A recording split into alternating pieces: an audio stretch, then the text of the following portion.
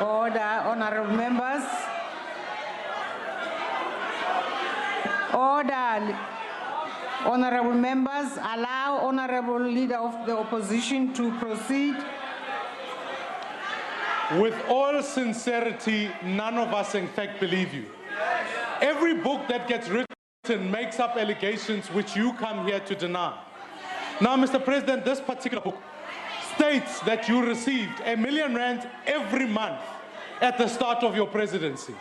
What I want to know, and I think the people of South Africa want to know, after the Nkandla affair and many other of those issues, whether you are willing to come to this parliament and table for the people of South Africa your declarations of interests from 2009, so that we know for a fact you did not receive that money and that you did pay tax on it, and that ultimately, what purpose was that money for? Will you table before the people of South Africa the declarations of your interest in 2009? The Honorable the President. Thank you, Madam Speaker. I have given a very categoric answer to the question. And secondly, there are many books that have talked about Jacob Zuma in this country and saying all speculations and rumors, etc. I don't think my job is to answer books. I've given the answer here.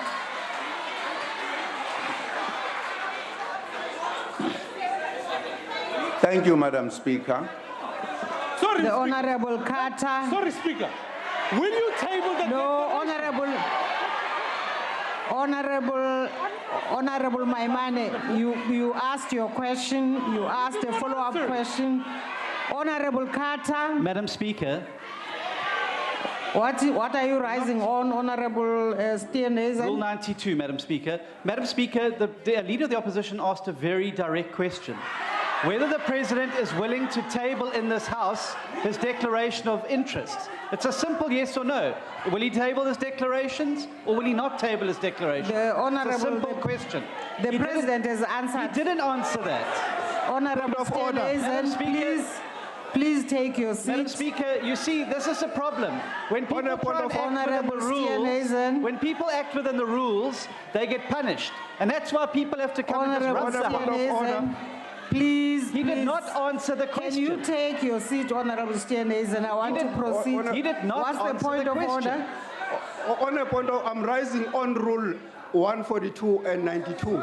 Rule 92, which is raised by Honorable Steenhuisen, does not deal with the issues of the questions to the President. Of course it deals with the point of order, so it's out of order. And he should know that rule. And he should know you can't take a point of order on a point of order. Honorable Steenhuisen, please take your seat, and I now proceed to Honorable Carter, who wants to ask a supplementary question. Yeah, thank you, Speaker. Speaker, in 2016, I asked the President a question to provide info on his members' interest, but to date he has never replied to it. The Prevention and Combating of Corrupt Activities Act provides that a person is regarded as having knowledge of a fact if that person has actual knowledge of a fact. The court is satisfied that that person has failed to obtain information to confirm the existence of that fact, and that a person ought reasonably to have known or suspected a fact if a conclusion that he or she ought to have reached are those which would have been reached by a reasonably diligent and vigilant person. The bottom line is, Mr. President, that sticking one's head in the sand or looking the other way is no excuse. And we all expect the President to be a reasonably vigilant President. Given all the reports and information that are being revealed on a daily basis, do you, Mr. Zuma, have any knowledge of any acts of possible corruption? And so, what is the actions that you are going to take? Thank you. The Honorable the President. I'm sorry, Honorable Speaker, I couldn't hear the question properly. Okay, can I ask Honorable Carter just to repeat the nub of the question? Just get straight to the question. And honorable members, please allow Carter to speak, Honorable Carter to speak in such a manner that we can hear what she's saying. Thank you, Speaker. Speaker, in 2016, I asked the President a question. I've asked him to provide information on his members' interest, but he never replied to it. Then I've quoted the Prevention and Combating of Corrupt Activities Act, provides that a person is regarded as having knowledge of a fact if, and then I quoted the act. Now, the bottom line is, Mr. President, that sticking one's head in the sand or looking the other way is no excuse, and we all expect the President of a country to be a reasonably and vigilant person. Given all the reports and all the information that are being revealed on a daily basis, do you, Mr. Zuma, have any knowledge of and any acts of possible corruption? And if so, what action are you taking? Corruption, you see, because there's two, it's a very, very long. Corruption done by who? By who? Mr. President, I can't. by you don't hear and your properly son. Honourable By you Speaker, and your son. my request is that the honourable member's question should be taken to the President, because even I didn't hear what she said. Absolutely.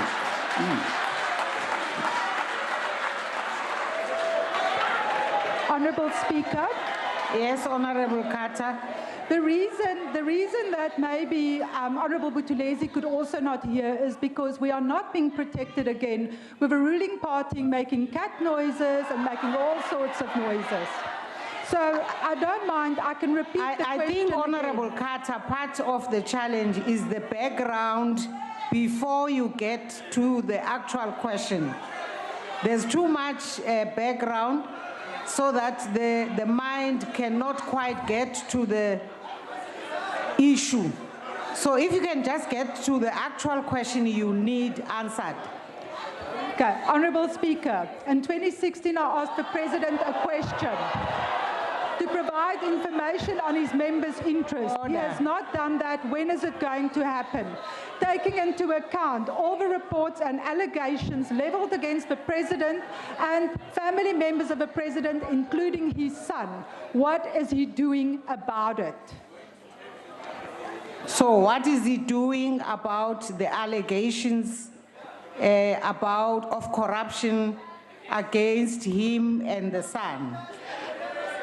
Honourable Okay. Speaker, as well as when is he going to reply to my question on the members' interest?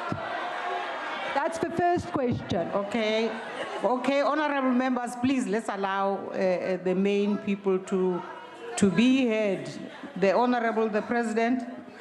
I'm not sure that I've heard the question properly.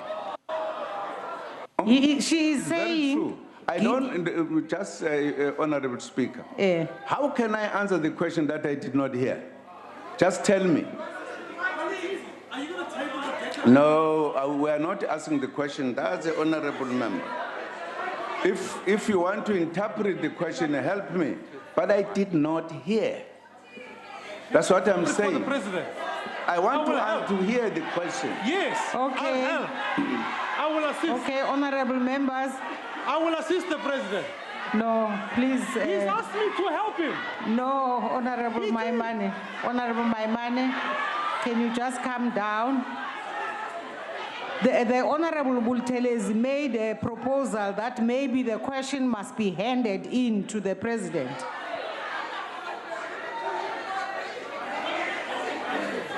And I will ask the table staff to assist with that activity of bringing that question.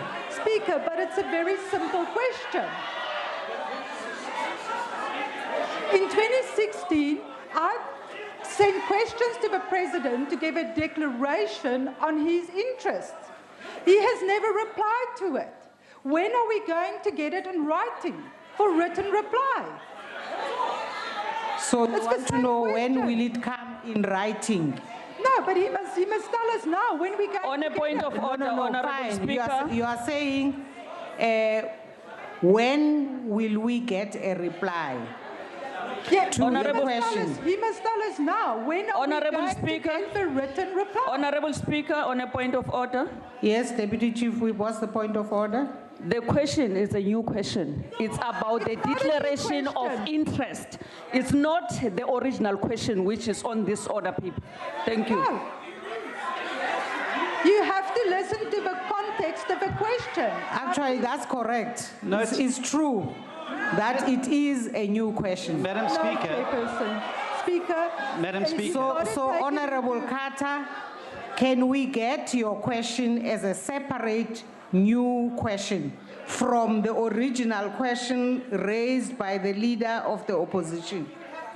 Okay? The leader of the opposition raised a question relating to payments. Exactly. Yeah. So can you pursue your question separately, not as a supplementary question to the main No, question Speaker. number 20? It's exactly And I what now it's wish about. to move to the next supplementary Speaker. question. Madam Speaker, Members' interest is directly Honorable associated Steenhuisen, with payment. we finished with yours. No, We no, finished I with would the like to leader take a- of the I'd like to take a opposition. point of order in terms of the rules, if I may. No, Honorable Steenhuisen, I have ruled.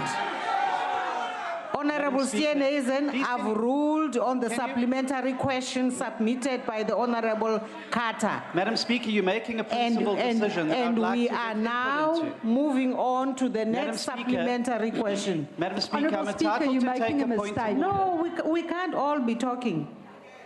We can't. So, I think, Honorable Carter, I'm done ruling on your question, which I am ruling is a separate question, is It is different from the original question Speaker, it's not. raised by the leader of the opposition, and I wish you to allow us to proceed. Speaker, can I Madam please Speaker. speak to you? No. Members' interests are submitted You on a monthly- are welcome to come on and an speak annual to me in basis. my office if you want to, but right now, we're done with your supplementary question. Madam Speaker, please may you recognize me. I am a chief whip in this house. I just want to finish with Honorable Carter and to make sure she understands.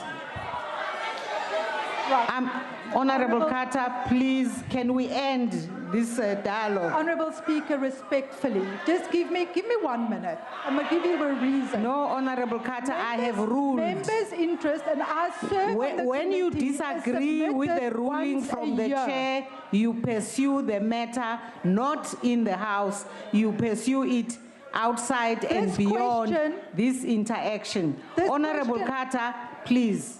Honourable Speaker, Honorable this is a Carter, direct supplementary Honorable question Carter, you on can't the talk while I'm actual talking. question. Honorable Carter. Honorable President, please take a seat, otherwise you will end up in trouble. Honorable Steenhuisen, what is the point? Madam Speaker, if you've got your rule book there, it's Rule 142.6, if I may. Rule 142.6 says that a supplementary question must arise directly from the original question and the reply given thereto. In the President's reply to the Honourable Maimani's question, he indicated that he has tabled this information in his declaration of interests in all the right places. The Honourable Carter's question relates directly to that reply around that declaration, asking why her question around that declaration has not been made. So the question, the supplementary question, with respect, is valid, and it ties in with the reply given by the President himself. It's therefore a valid question, Madam Speaker, and I would ask that the Honourable Carter is at least given an opportunity to get a response from the President. It is linked directly and unequivocally to the President's own reply that he's given. So it's competent in terms of Rule 142.6.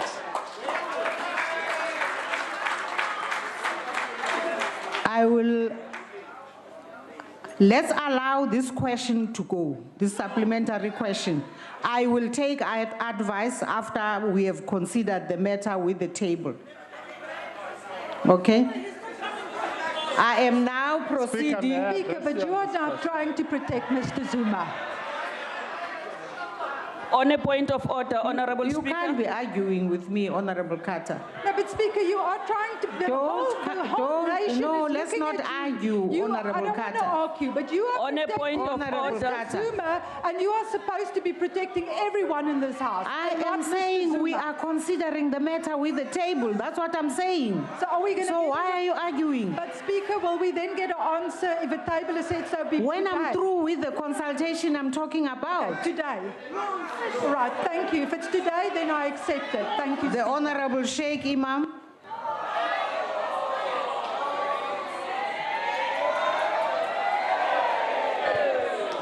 Thank you, Honorable Speaker.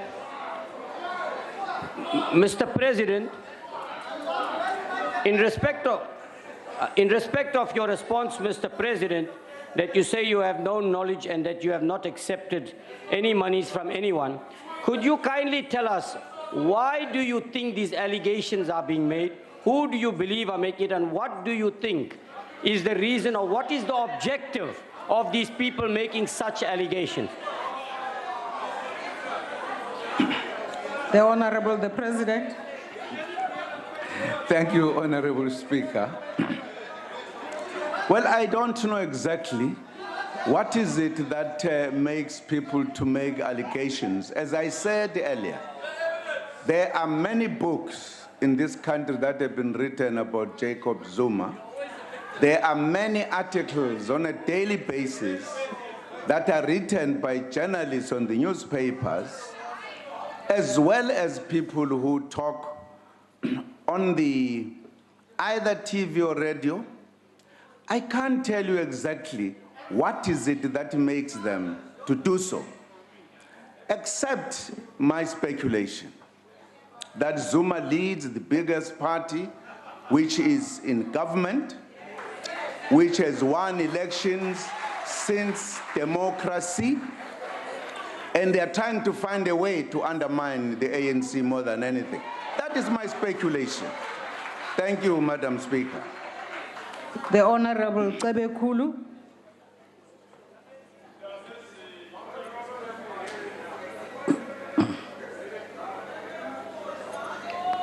My apology,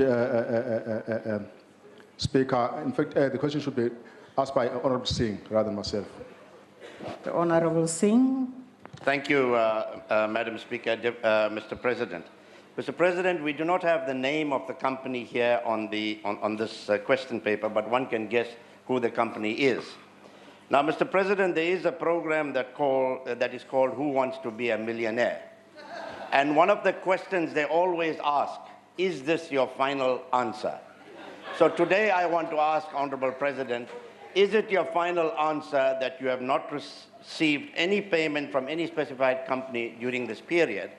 Because the Committee on Public Enterprises is seized with an inquiry at the moment, where amongst others we are inquiring into Transnet, Denel and Eskom. And one would hate that this individual is called and under oath says, yes, I did give so much to Mr. X or Mr. Y. So I'm asking, Mr. President, in fairness, is this your final answer? Thank you. The Honourable the President. Chairperson, I beg your pardon, Speaker, we might just want to ask if the President needs to call a friend. No, Honourable Member, please take your seat. Honourable the President. Thank you, Madam Speaker. The answer is yes. This is the final answer. Okay, honourable members, we now proceed to question number 21. Asked by the Honourable Groenewald of the FF+, the Honourable the President. Thank you, Honourable Speaker. The process of recruiting the National Commissioner of the South African Police Service is proceeding very well. We are conducting internal processes that will culminate in making the appointment. I intend to appoint the National Commissioner as soon as this process is finalized. On the 24th of October, 2017, the Minister of Police released the crime statistics for the financial year 2016 to 2017. The statistics show an increase in certain crimes and a decrease in others. We commend the Minister of Police, the leadership, and all policemen and women, as well as ordinary members of the public, for their ongoing hard work in fighting crime. The responsibility of confronting the scourge of crime and violence were led by the police is also a responsibility shared by all South Africans. I thank you, Honorable Speaker. The Honorable Groenewald. Achtbare Speaker, you can relax, Honorable President. For your sake, I'll try to speak English. Thank you. Honorable Speaker, I accept that the Honorable President does not know what really happens in South Africa when it comes to crime, because you are surrounded by a brigade of bodyguards. But, Honorable President, I want to specifically refer to farm murders. Are you aware of the cruelty of farm murders taking place in South Africa? Are you aware that criminals using electrical drills and drill holes in their victims' feet and in their legs? Are you aware of the fact that criminals use hot irons and they burn their victims on farm murders? Are you aware of the fact that the criminals use boiling water, pour it on their victims and down their throats? Are you aware, Honorable President, when it comes to farm murders, that they cut out the testicles of their victims, cook them and eat them? That is the inconvenient truth that is happening with farm murders. Crime is start getting out of control. And I want to ask you, Honorable President, this internal process you follow for a commissioner, in that process, will you appoint a commissioner who is experienced, competent, coming through the ranks of the police services? If that is a merit appointment to ensure that we fight crime in South Africa, or will it be a political appointment like we have experienced since 1999 up to now? I thank you. The Honorable the President. Thank you, Honorable Speaker. Firstly, I think the Honorable Member went through military training, as I did. I've never been accompanied by a brigade. That's not true, it's an exaggeration. You can't have a brigade on a convoy. You know it. Why do you say wrong thing? There's no brigade. How do I trust that your question is even very genuine when you start by saying a wrong thing? You don't know crime because you are accompanied by a brigade. Not at all. It's not even a company. You know it. You don't have to come. I gave you the time. Achtbare Speaker. No. Achtbare Speaker. No.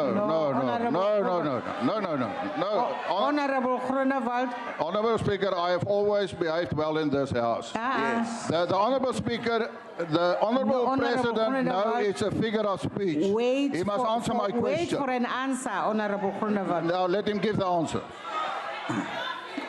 Honorable President, please proceed. Thank you, Madam Speaker. I was just correcting the language of exaggeration that we don't have to exaggerate.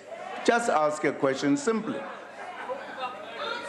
Ever since we have been appointing the commissioners of police, we've been appointing the people that have the competence, that we did not just go for anyone. We apply our minds. Whatever happens in the process of work, it does not mean we just pick. That's why I'm talking about the process. Once again, we will appoint a commissioner of police who is competent, who will be equal to the task. That's what we'll do when we finish the process. Thank you, Madam Speaker. The Honorable Sheikh Imam.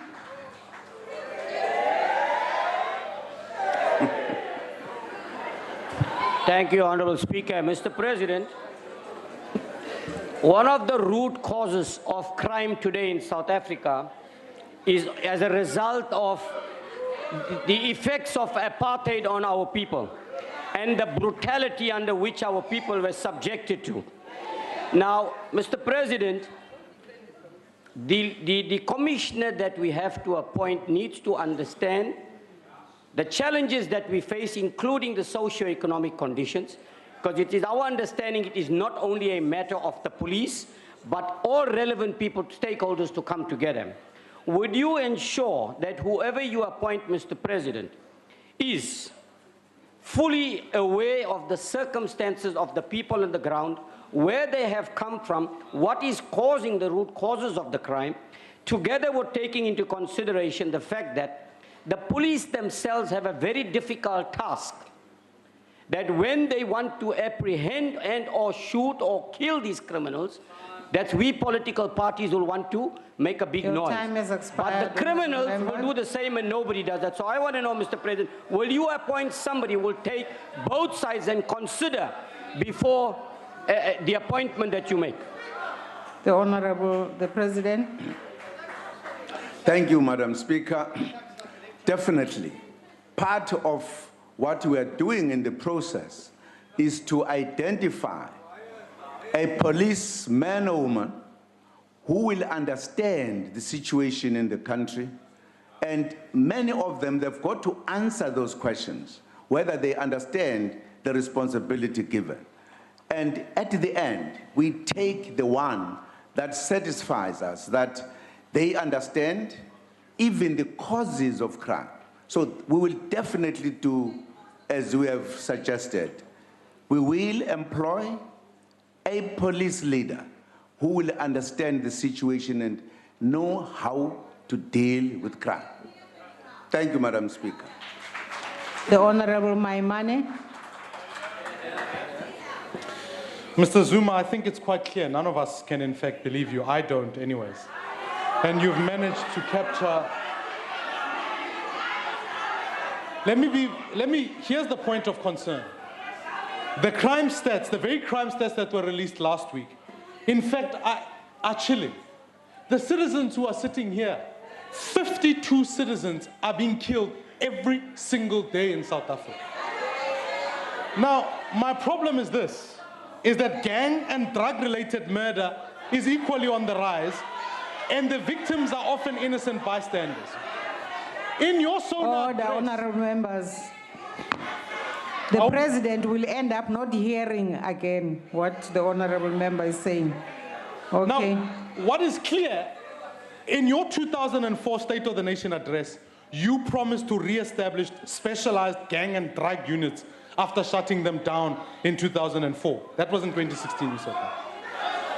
So, Mr. Zuma, how can citizens enjoy freedom when they live with such high levels of crime? What I want to know is why have you not fulfilled your promise of reopening the drug and gang-related agencies like you promised? Why have you not opened them?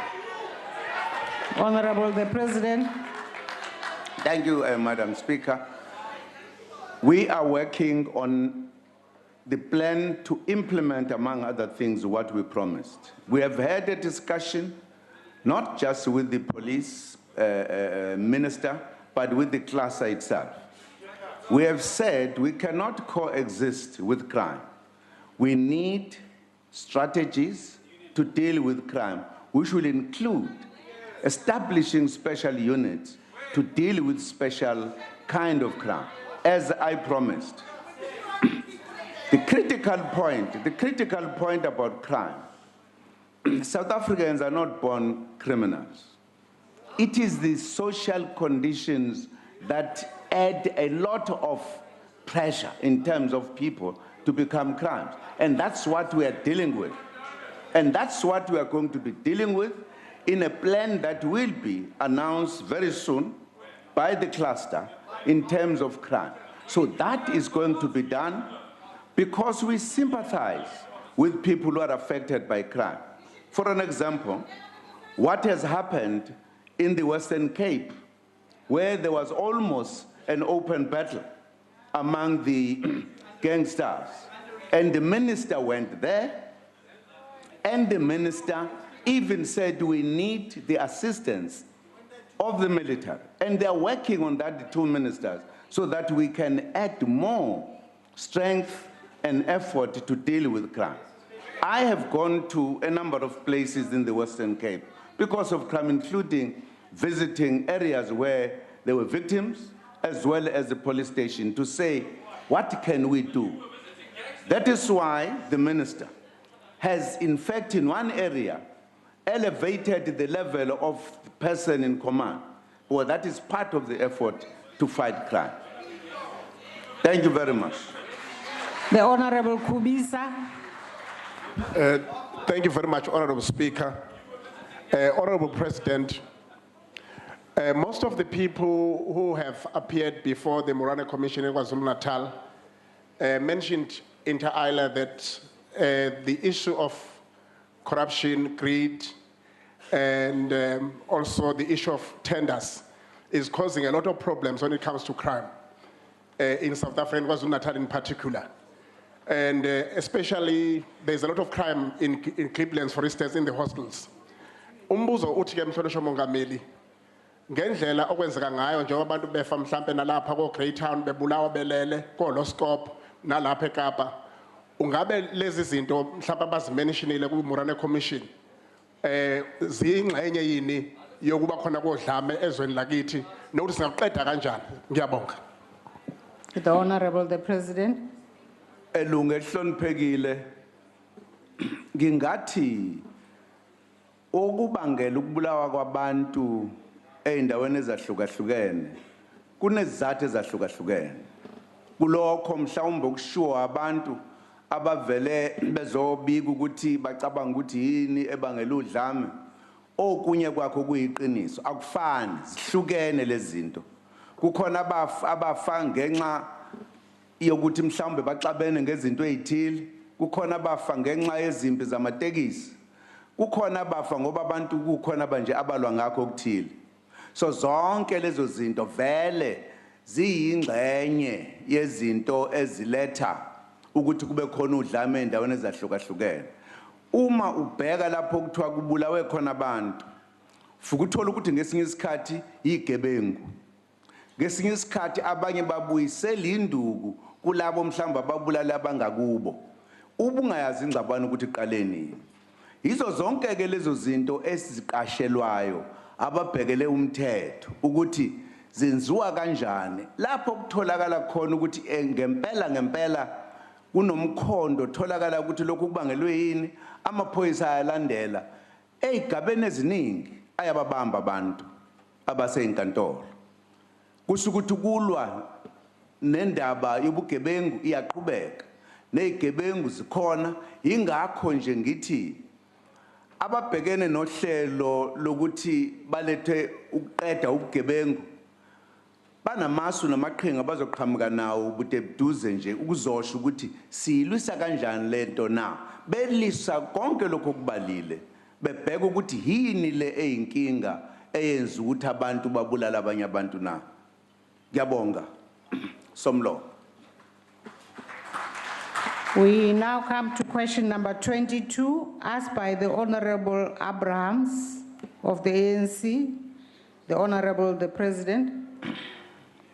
Honorable Speaker, government has since 1994 introduced programs aimed at eradicating extreme poverty and hunger. We have reduced the numbers of people experiencing the worst levels of income poverty significantly. Most of the achievements in reducing extreme levels of income poverty can be attributed to government's comprehensive social protection program. This program includes extensive income support programs such as social grants, access to free education, and primary health care for the poor and the working class, and the provision of free basic municipal services to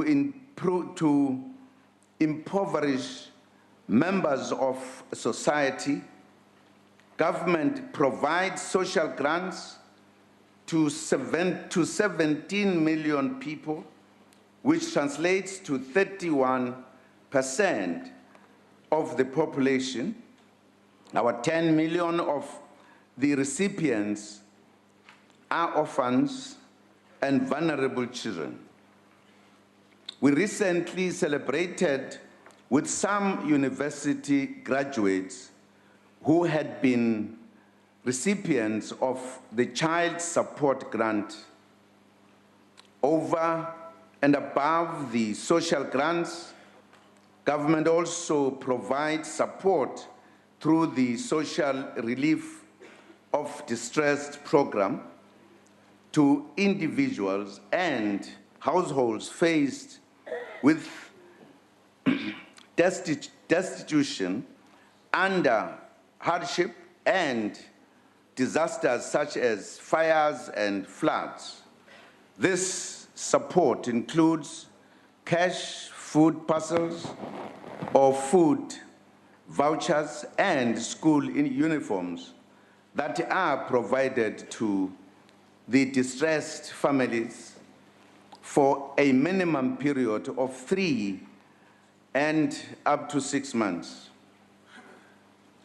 On education, over 9 million children from impoverished households are exempted from paying school fees, and they also receive free meals at schools to ensure access to education regardless of the economic status of the parents.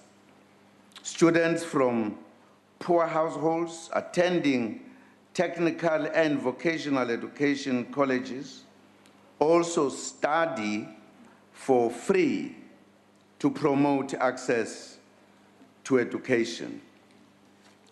Government also subsidizes early childhood development centers and supports close to 1 million children of the poor and the working class attending these centers. In addition, through the government's Household Food and Nutrition Security Program, more than 200 community nutrition and development centers provide over 6 million meals to more than 300,000 beneficiaries per annum. Indigent households with no source of income do not pay for water, electricity, refuse collection, and sanitation. Free basic services are provided to over 3.5 million households. Government also provides free health care to the poor by subsidizing their hospital bills.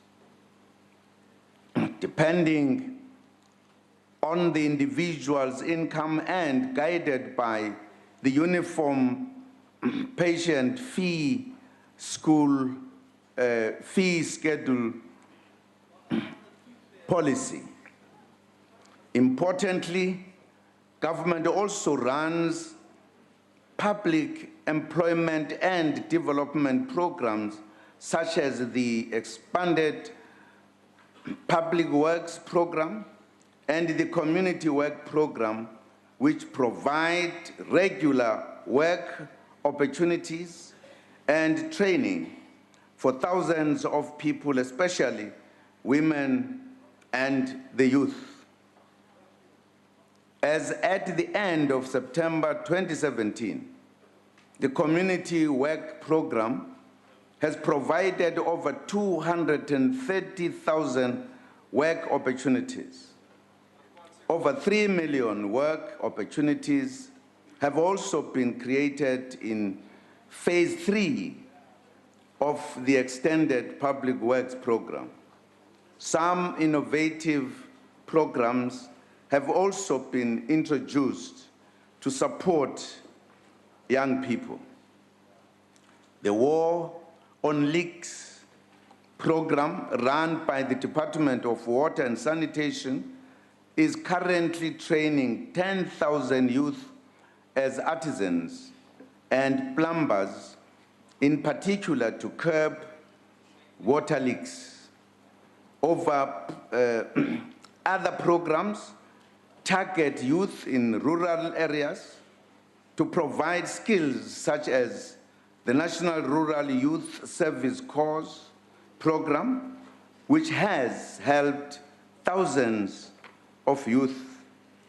These programs alleviate poverty, but more must be done to ensure prosperity and a better life on a sustainable basis. The solution is to build an economy that is growing, which is inclusive, and which benefits all citizens. It should also be an economy that supports aspiring entrepreneurs and business owners to enable growth and job creation. Work is continuing to boost economic growth through the implementation of our 9-point plan on areas including manufacturing, agriculture, tourism, mining, telecommunications, and others.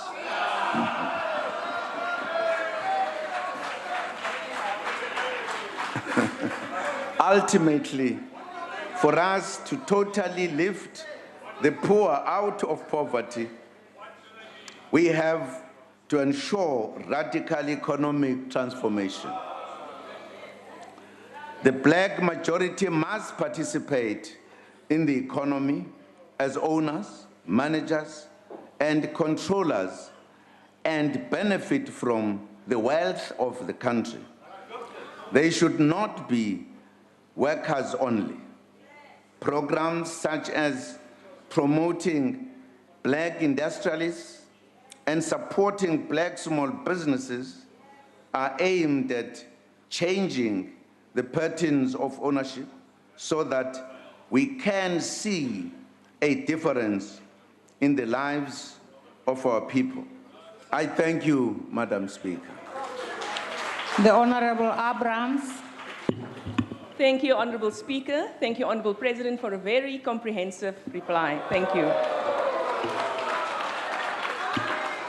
Honorable President, in terms of the programs you have outlined, which is already in working action, we can see it happening, and you've also mentioned the radical economic transformation. Is the radical economic transformation meant to address the unemployment issues, inequality, and poverty in our country? Also, what mechanism is in place to monitor our implementing agents in accelerating all these programs further, President, to allow South Africa and everybody to move forward? Thank you. The Honorable the President. Thank you, Honorable Speaker. Yes, the radical economic transformation is aimed at correcting the imbalance of our economy. This was developed by the ANC in 2012 as a policy from policy conference and adopted in the national conference as the policy. Because the ANC that understands better the conditions of this country believes that it is only when we are able to balance the economic activities and benefits that we can address this huge problem of poverty and inequality, unemployment in this country. The radical socio-economic transformation, therefore, really looks at how do we re-engineer, reconfigure the economy so that everybody participates. One of the things we are doing very seriously is at the level of education. Because part of the poverty that we have today is because the system before 1994 undermines the education of the majority. That is why we say education is priority number one. Whilst we do everything, we need to find citizens who are equipped, who are skilled, who will be in a position to undertake the economic development so that this country can expand the economic area of activity and therefore the participation. That policy of radical socio-economic transformation is aimed at that very specifically. That is correct, what you are saying. Thank you very much indeed. The Honorable Van der Merwe. Thank you very much, Honorable Speaker, Honorable President. I think the fact of the matter is that under your leadership, our country is poorer and inequality is growing. And in fact, we are now confronted with reports that children as young as 8 are committing suicide because of the deep levels of poverty and despair at home. And I think this should give us all sleepless nights. And you should know that these vulnerable citizens rely on a social grant alone. And you should be aware that there's currently no deal between SASSA and SAPO to pay out our grants, which means another fiasco is looming. Now, I want to ask you, Honourable President, as the chairperson of the Interministerial Committee looking at this issue, what have you done in the past 7 months to avert another SASSA crisis? Can you outline the steps that you have taken, Honourable President? And would you take personal responsibility for once for this ongoing saga? Because it is you who keep rogue ministers in their positions. I thank you. On a point of order. Honorable Hadebe, what's the point of order? With due respect, Honorable Speaker, that's the new question that was still reserved. Thank you. Is the President ready to answer that question? Yes. I will allow Honorable President to proceed. Yeah, just to help those who need information.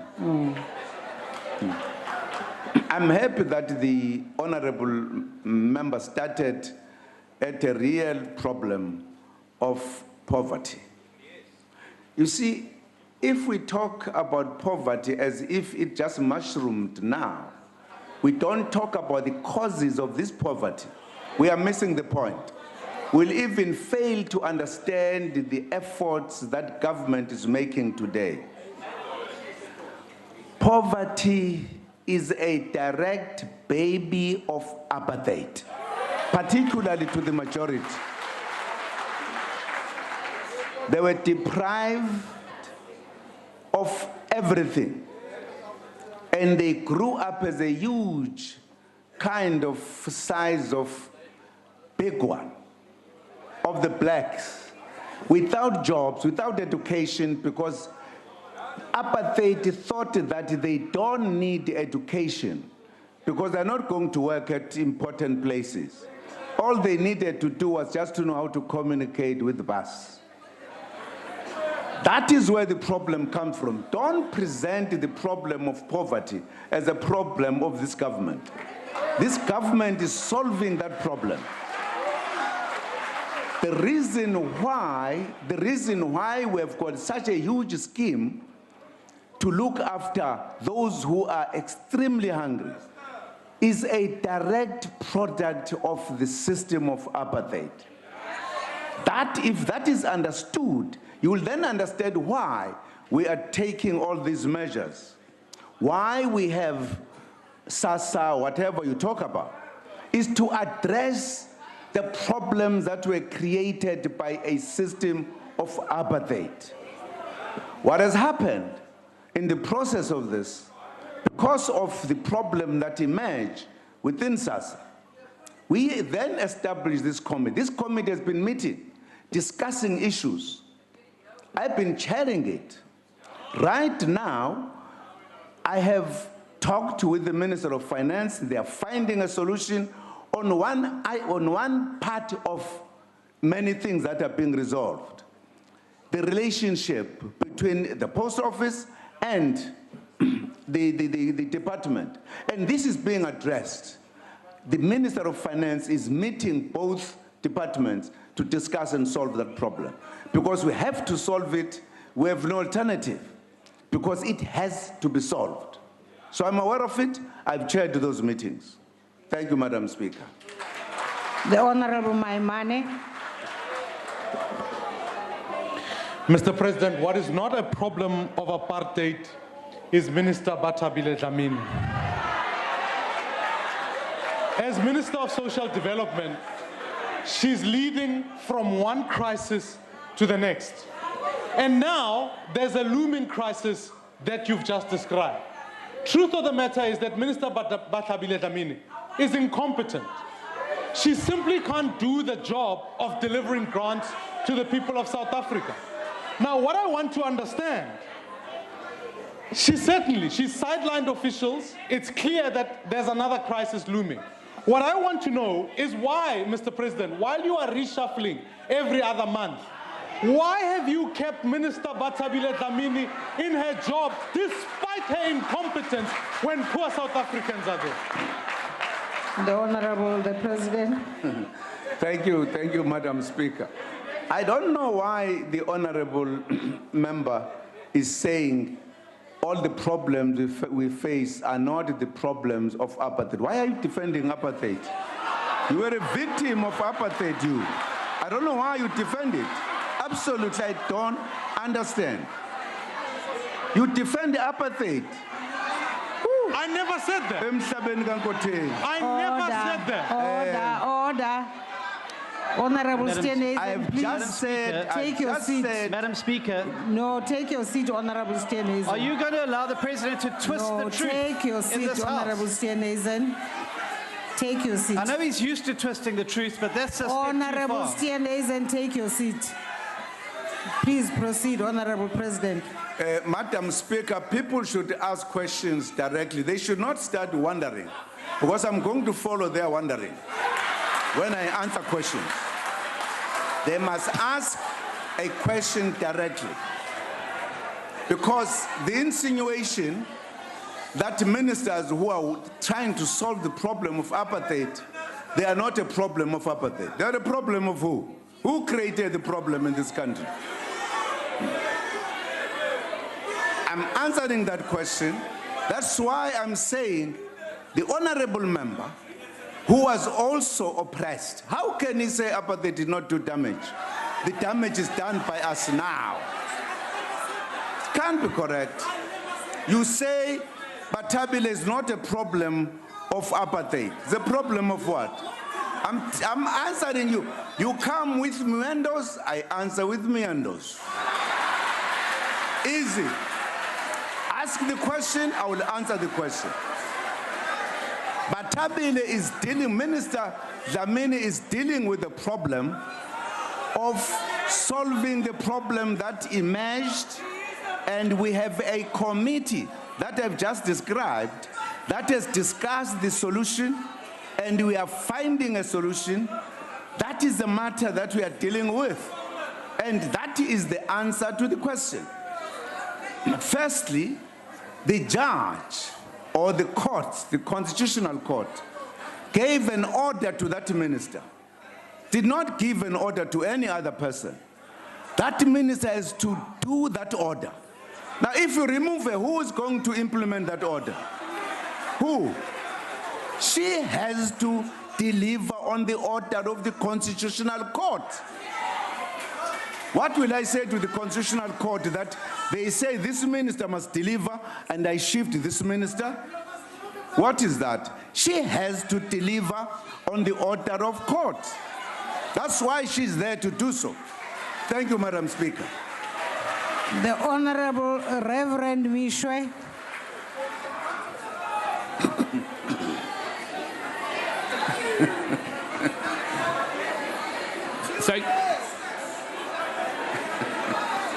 Order.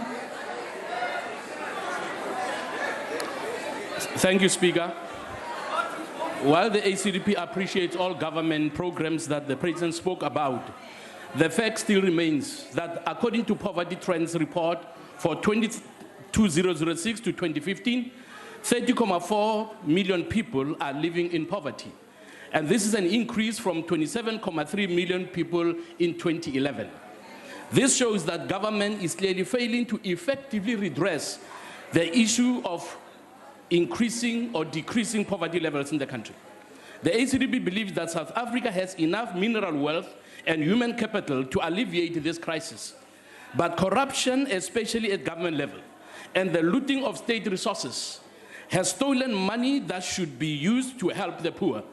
With the overwhelming evidence available that shows how government is failing the people of South Africa, especially the poorest of the poor, why does the President seem reluctant to take responsibility for government's failures and urgently address the systemic corruption that is robbing our people?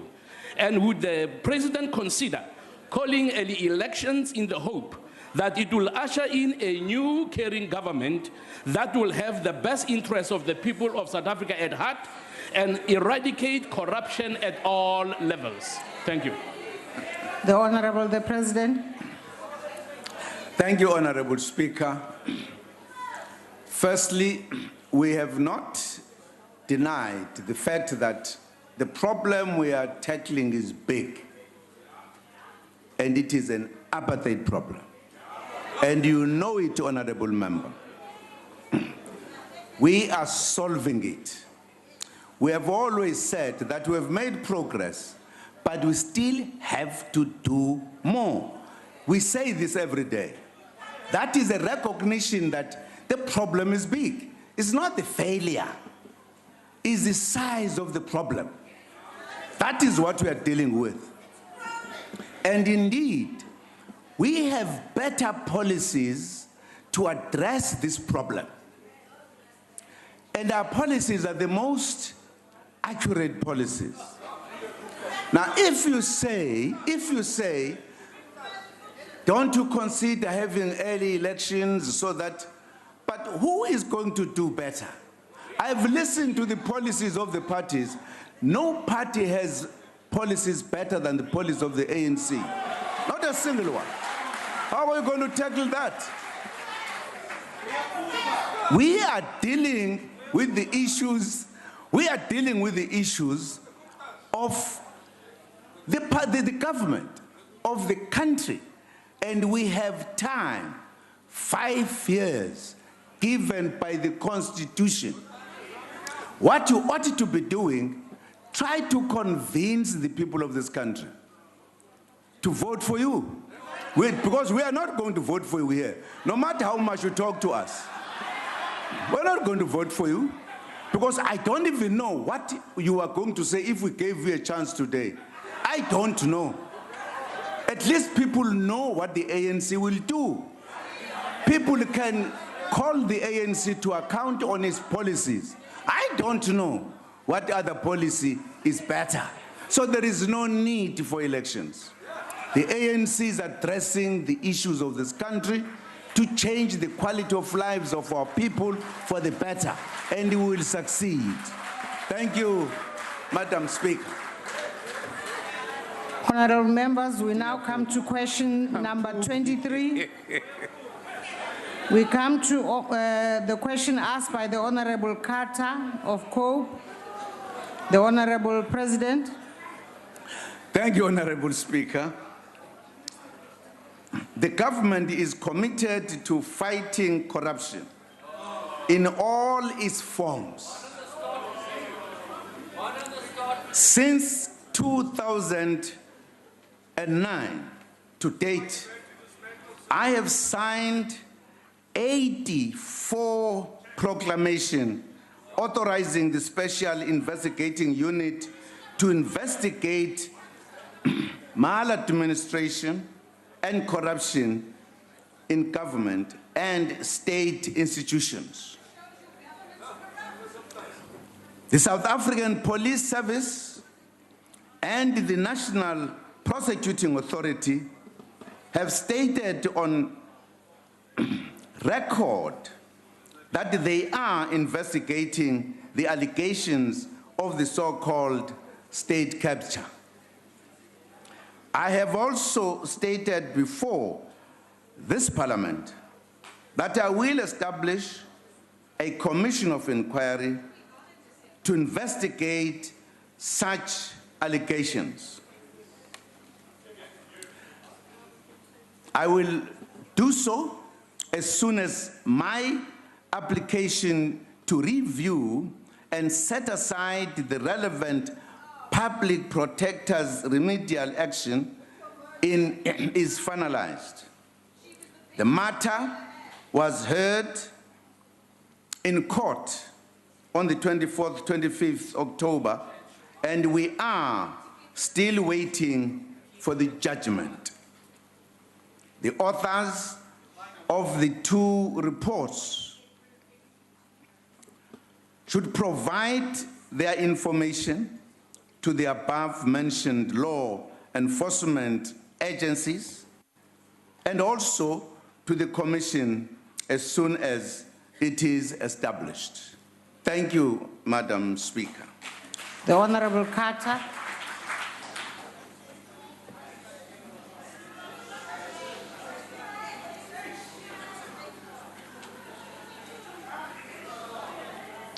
Oh, I think there's a technical fault. No, you can proceed, Honorable Carter.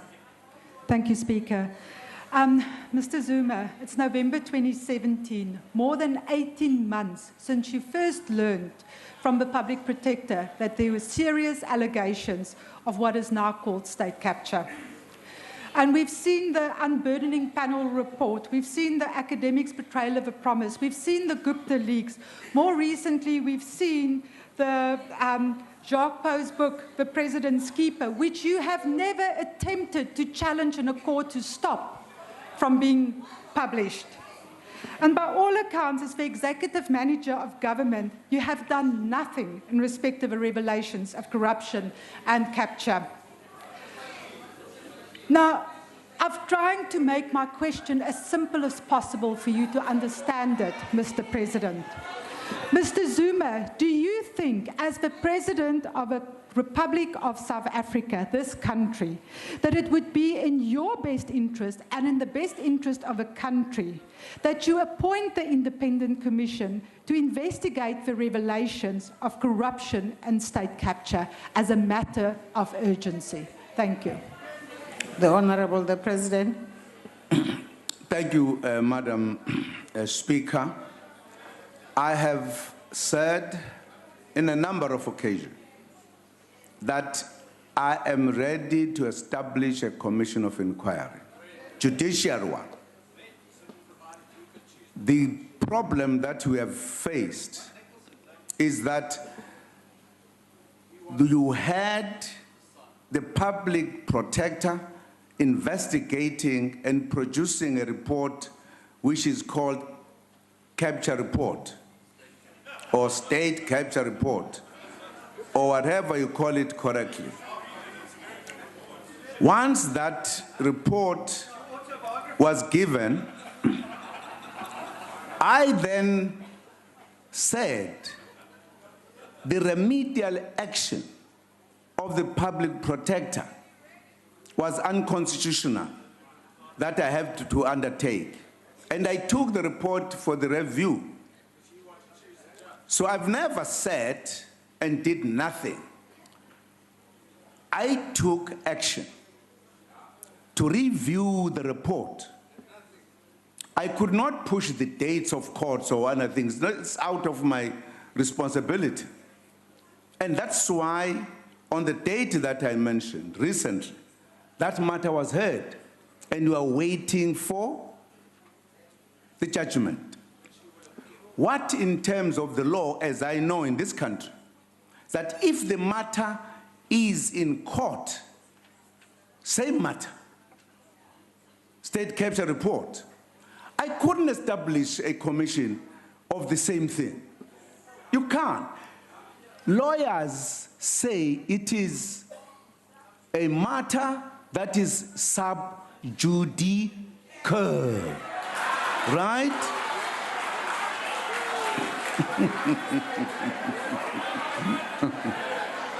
Now, you want me to break the law.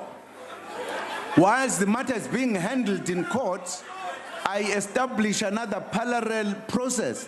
I wouldn't do so. And that is what has made me to wait until there is a judgment. Advised by legal people. That's what we have to do. I wanted to do that earlier than anything else. And I'm ready after the judgment. I'm going to establish it immediately. There's no doubt about it. All these issues that people talk about, they are going to go to that commission. So we'll prove the liars and the truths. It is coming, my dear. Don't worry. It is coming. Thank you very much, Madam Speaker. The Honorable Chowama.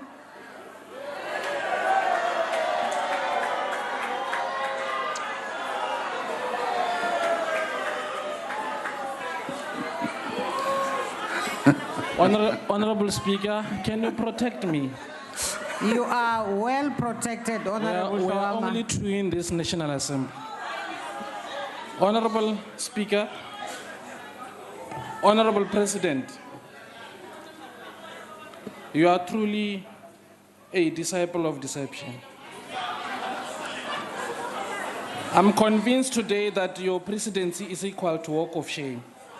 You know that your family has made Saxonwell their pilgrimage. Honorable President, I truly believe that you need a rehabilitation of conscience. Give us the real reason why you have put our country to auction. Why do you engineer our state-owned enterprises to profit your family and friends? I know, Honorable President, that your words lack honor and are always saturated with falsehoods. But when are you going to put the love of your country and its people first before self-enrichment? There's a point of order. Honorable Khatebe, what's the point of order? I'm rising on Rule 85. The member is casting aspersions on the character of the president. Honorable Chowama, you know how to channel the issues that you are raising that are referred to as casting aspersions. You know the correct thing to do, and I wish you to desist and to proceed to channel those issues if you have them. Honorable Speaker, our sitting president is even a suspect. I don't know what aspersion is he talking about. Honorable Chowama. But I have answered my... Honorable Chowama, can you withdraw the statements you made before you go to this point where you are about to ask a question? Okay, Honorable Speaker, I will withdraw that one. My question is, Honorable President, when are you going to put our country first before self-enrichment?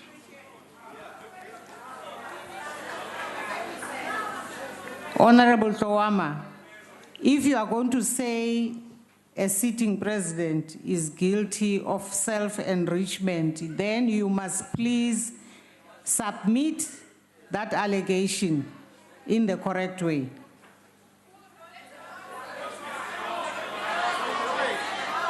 Honorable Chowama, if you are going to submit it, it's fine, go ahead and submit it. But you cannot think that it can stand in the House as a valid question. Honorable Speaker, you see, our problem is that we are actually saving him. We don't even want to tell him in his face. Honorable Chowama, He is messing our country, Honorable Speaker. And we are Honorable tired Tawama. of using proverbs. Honorable Tawama, I'm not recognizing that as a valid question, and I proceed to allow the Honorable Speaker. I'm allowing Honorable Sheikh Imam to ask the next supplementary question. Honorable Speaker. Thank you, Honorable Speaker. Mr. President. Honorable Speaker. No, Honorable Carter, I don't know on what you are rising, but otherwise... Honorable Speaker. What are you rising on, Honorable Carter? Honorable Tuama's question is a valid question. Honorable Carter, please take your seat. You've asked your question, the President has answered. But he's asked a valid proceeding with question. supplementary questions, and I don't want to have this engagement with you on the floor. But Honorable Speaker, please take it a was seat, a valid Honorable question. Carter. Thank you, Madam Speaker. Mr. President, we hear a lot about state capture. Now, what we don't hear about is that just prior to the 1994 elections, many companies in South Africa and from abroad were given contracts for 30 and 40 years. Is this going to be part of that investigation to see whether that was in order? And clearly that was to benefit a few. Thank you. The Honorable the President. Thank you, Honorable Speaker. The commission that is going to be established is going to inquire and investigate corruption in the country. There's been too much talk about corruption. Even those who are most corrupt, they point fingers to others that they are corrupt. The truth will be found. If there are people, and there are, who have come to say corruption started long before 1994 on the wealth of the state, on the properties of the state. So those who are calling for it are going to regret. It's going to investigate corruption in the country. As long as the citizens are able to say this is what we would want it to be investigated, that commission, that judicial commission will investigate. Thank you, Madam Speaker. The Honorable Mabasa. Honorable President, seeing that you are going to appoint a judicial commission of inquiry, is it necessary now to have other commissions, including a parliamentary commission, to conduct an inquiry when the judicial commission is competent to execute the inquiry? The Honorable the President. Thank you, Honorable Speaker. As I've just explained when I was answering the question, that there was an investigation done by the public protector and produced a report, state capture report. And that report, I felt there were aspects that were unconstitutional. And I took the report to review. So this matter has been in the hands of the courts. Now, that is what made me not to establish another commission on the same issues, although I wanted to do so. In fact, at one point I thought I would do so, but the legal people said you can't do it because the matter is sub judice. Now, the fact that Parliament, as a different arm of the state, takes a process, I don't know what it means, because it means if I had established a commission, we would have 3 processes. And I don't know which one will be the one that is more legitimate or more important. I don't know. Parliament has its own time to take its own decisions, do whatever it does, but I think it is always important to remember the separation of powers, particularly if the matter is being handled by another arm of the state. I don't know, I'm sure. My impression was that Parliament discussed, logically felt it should do this. I'm not a judge to judge. If Parliament thought this was the best thing to do, it is the Parliament. But from my point of view, I am going to establish a commission of inquiry, and that one, which was in the hands of the protector, will be no longer there. So we'll be dealing with one commission. If we wanted to repeat, have another commission, have another inquiry, that is up to those who do it. It's not my call. Thank you. Honorable members, we now come to question number 24, asked by the Honorable Kekana of the ANC. The Honorable the President. Honorable Speaker, investment in infrastructure plays a critical role in economic growth. The increased investment in infrastructure in our country is, in the recent years, has served as an economic boost during the period when the economy was faced with enormous pressures. When the commodity boom turned and mineral demand decreased a few years ago, this directly impacted on a number of mineral exporting countries. In our country, as a result of the additional infrastructure investment, the economy has maintained growth through it was at modest until this year. The economy has maintained growth, though it was at modest levels until this year. Earlier this year, the economy went into a technical recession, but recovered in the last quarter. The direct impact of new infrastructure spend has been considerable. It has been estimated that the multiplier effect has been 260 billion rand in the economy, and this is associated with more than 700,000 jobs that are sustained in the economy. Parliament passed the Infrastructure Development Act to establish the Presidential Infrastructure Coordinating Commission, which brings together national, provincial, and local government to coordinate infrastructure development. The establishment of the PICC has yielded positive results and enables us to keep track of infrastructure spending and estimate bottlenecks and eliminate bottlenecks in the implementation of the projects. The new market conditions have led to some state-owned companies reducing their new capital spending.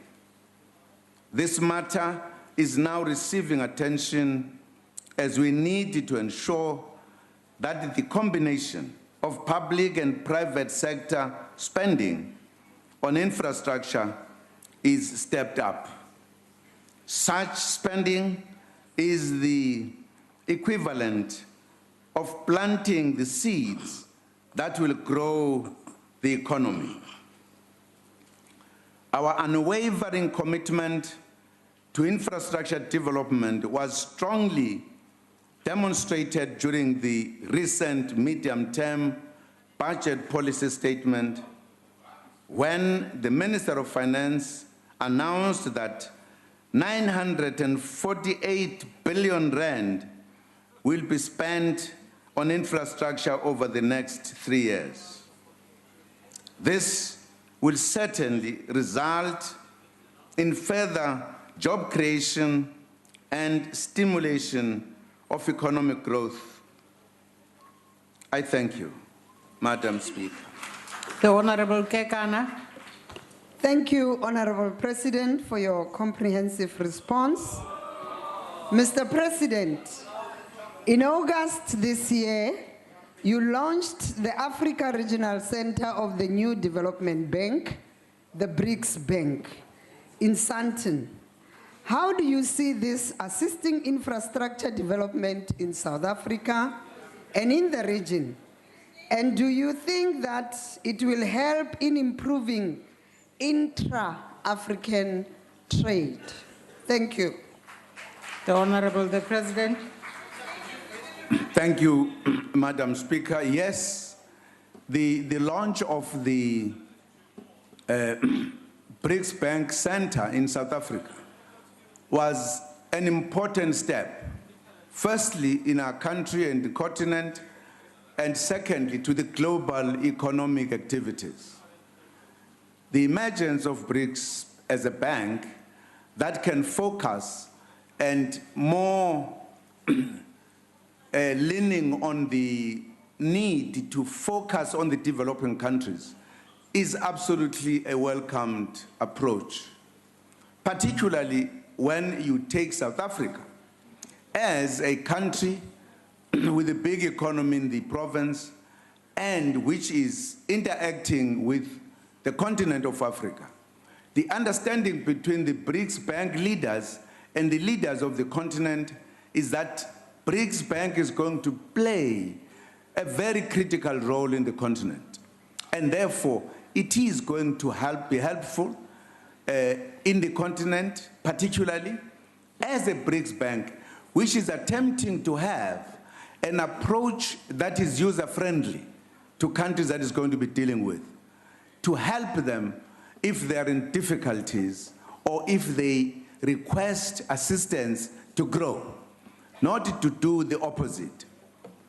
We are therefore very happy that the BRICS Bank has been established here, and it is going to do a lot for us as a country, and a bank that is going to come amongst banks here in terms of developmental approach, in terms of economic growth and development. That bank is one of the banks we need. And therefore, we are very happy that it is existing. When we went to BRICS recently, in fact, the entire membership of BRICS were celebrating the launch of the BRICS Center in South Africa and seeing it as a development and a link to African issues. And African countries are very happy that they have an alternative bank that is in the continent now. So it is part of us, in a sense, injecting at the financial level the kind of a bank that is going to help to see us through our ideas of changing the economy for the better. Thank you very much. The Honorable Maimane. I agree with you that infrastructure is crucial for economic growth. Except in a recent midterm budget statement, the finance minister came out here and said South Africa could not afford the nuclear deal. The IRP that was tabled indicates the fact that energy demand in South Africa has in fact declined. Yet you seem to be obsessed with tying us into an energy deal. Now, on the same day after the Minister of Finance says we can't afford nuclear, the Minister of Energy goes out in the public and says we are going to be building a nuclear program in South Africa. Which government must we believe? The government of the Minister of Finance or the Minister of Energy? Can you tell us the truth, Mr. Zuma? Is there in fact a nuclear deal, and how exactly are we going to afford it? Because it seems South Africa can't. Honorable Maimane. Clearly, that's a very new question and quite a big one. Madam Speaker, with respect, you allowed the ANC member to put a question about the BRICS Bank, which has absolutely nothing to do with the original question. This question deals with infrastructure around the nuclear build, which is inextricably linked to the original question. Please allow us to do our job and hold the President accountable. I'll leave it to the President to decide on answering that particular question. Sounds very comprehensive. We will help the honorable member. Firstly, I'm not obsessed about energy in South Africa. There's a need for energy. As the president of this country, we just come from the load shedding situation, which we had to act in a particular way to stop it. We need energy in South Africa. We are faced with many challenges, including climate change. And South Africa, in the continent of Africa, is the one that needs to reduce emissions more than any other country. So we know what we are doing. We have a policy of mixed energy, which includes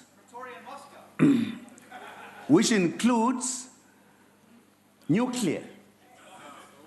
What the two ministers were talking about, they were not saying we have changed policy. They were talking about how do we implement this particular decision. The Minister of Finance, who handles the purse? It's a question of timing. When do we do it? And this is what the two ministers were talking about.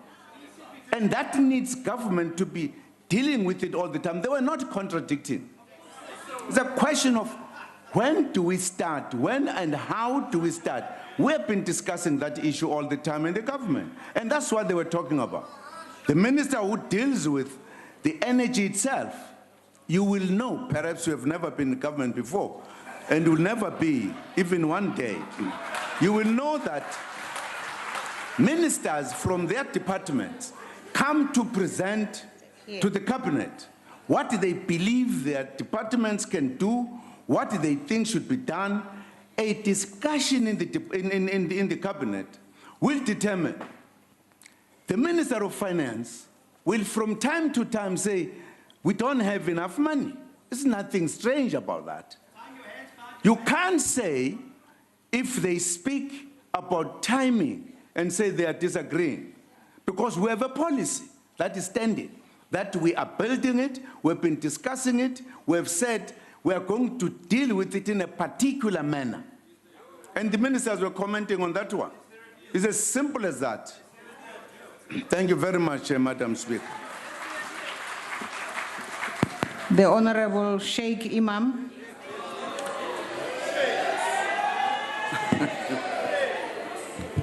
Thank you, Honorable Speaker. Mr. President, yes, indeed, economic growth, infrastructure development, very, very important. At a SADC conference about 2 years ago, Mr. President, there was a motion that was unanimously adopted for infrastructure development from South Africa throughout the SADC countries. Could you perhaps tell us when will we take advantage of this so that we can promote infrastructure development in the interest of economic growth in South Africa? Thank you, Mr. President.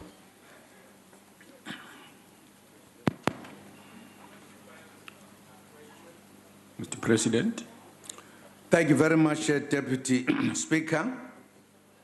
Yes, SADC did take that as a program of SADC, not just SADC alone. The AU itself has taken that decision about the industrialization of the continent of Africa as a continent, but SADC took that decision as a region. But we have also taken that decision in the country, as a country. So it is all aligned. What we are doing, we are coordinating what we are doing at all three levels. There are things we do in the country that must look at how do we industrialize our country. And there are things we do at the level of the region. So that is on the go, and I think it's for the first time in our history in the continent that we have projects or objectives that are aligned in the manner in which we have aligned the industrialization of the continent. And these will be talking to one another. And we believe that will lead to intertrade, lead to Africa operating as a region that is able to invest within itself, do trade within itself, and then do trade with other regions of the world. These are advanced decisions that have been taken by the continent, by the region, as well as by the country. Thank you, Honorable Deputy Speaker. Thank you, President. Honorable Sengwa.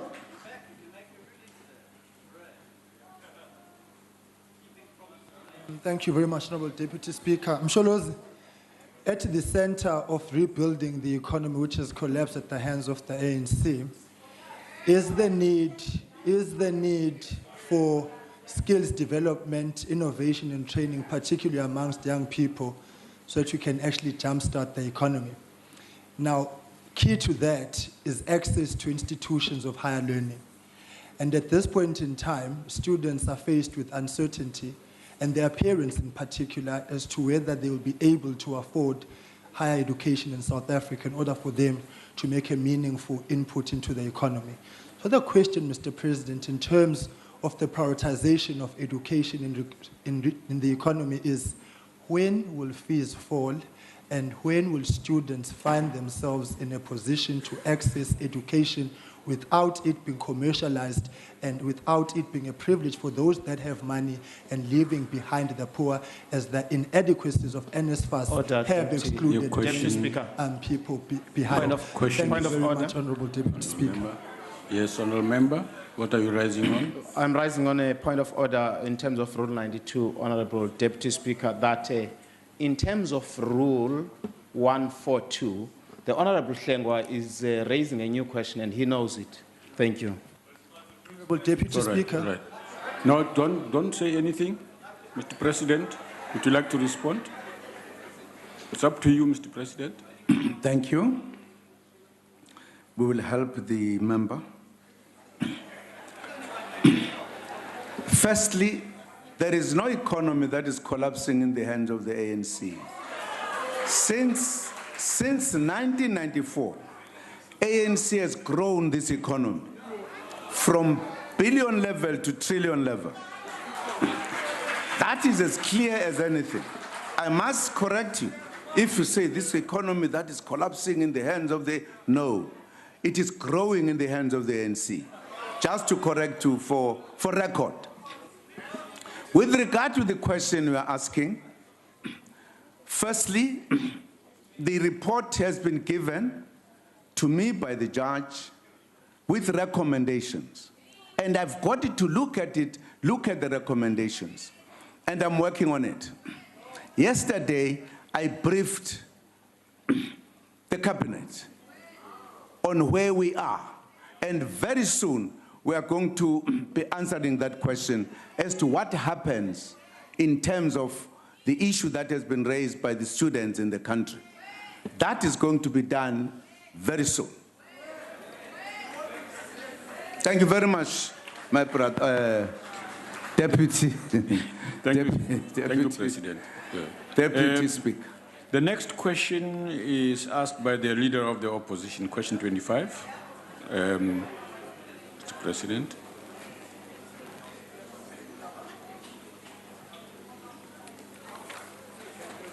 Honorable Deputy Speaker,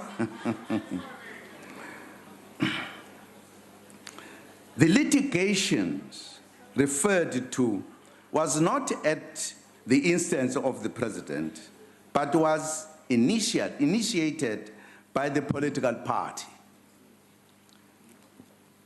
The President has defended it as he is entitled to do so at state expense according to the provisions of the State Attorney Act 56 of 1957. This benefit is extended to all who are employed in the service of the state. Thank you very much. Honorable, the Leader of the Opposition. Deputy Speaker, the question says how much? That's the question. I'm not ready for my supplementary. It's not answered. Can we deal with that before I get on to my supplementary? Do both. That's the question. It says, what is the total amount in that? It's not an answer. Mr. President. Thank you, thank you. I don't know what provokes the answer. I am answering the question because the answer gives an impression that I've been running to courts and spending a lot of money. I'm saying I have been defending what the political party has been doing in terms of taking me to court. And I have spent the money, the government has spent the money.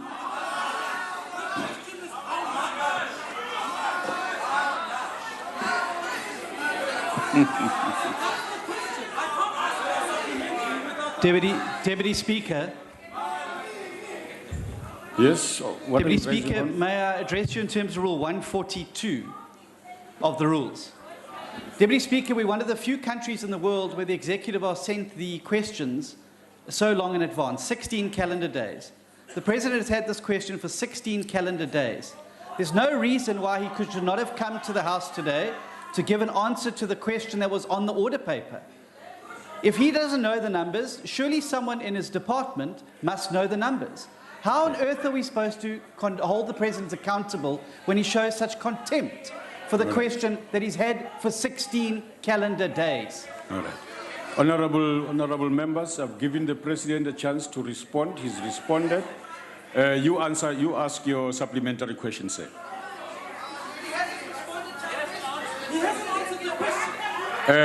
My role is to request you now to answer I ask the President. You ask your question, sir. Mr. Deputy Speaker, I'm not willing to move on because I don't understand. The President is not answering the question. Order. What's the point of this interaction? Honorable members, order. Honorable Maimani, I have asked the President to respond to you. He gave you a response. I am not going to be involved in the quality of the response, so I'm requesting you to ask a supplementary question. Deputy Speaker. Honorable Maimani is on his feet, Honorable Steenhuisen. Let's finish with him. I'm taking a point of order, Deputy Speaker. No, Deputy Speaker, it's not your job to protect the executive. I am not protecting the executive. It's to protect you. I have asked the President. Deputy Speaker, in your presence. On a point of order, Honorable member, please let me finish. Let me finish with Honorable Steenhuisen. Please, may I Honorable finish? Steenhuisen, let's not have a dialogue. I don't want a dialogue. I want to make a point of order, please. Yes. What's your point of order? You've raised it. The point of order, Deputy Speaker, is that your job is to ensure that as members of Parliament, we can do our job. It's not to protect the President. How can you sit there in that chair and allow my function that the to President accept the had a question the answer. for 16 calendar days and arrived in this House today without an answer? That is not acceptable. It's undermining you, it's undermining this House, and it's undermining our job to hold them accountable, and it's undermining the Constitution. Please, just for once, stand up for the Constitution and get him to answer the question. Your Honorable Steenhuisen, I'm afraid you've got the stick in the wrong side. You ask your supplementary question, Honorable Maimani, and do so on your own, please, quickly.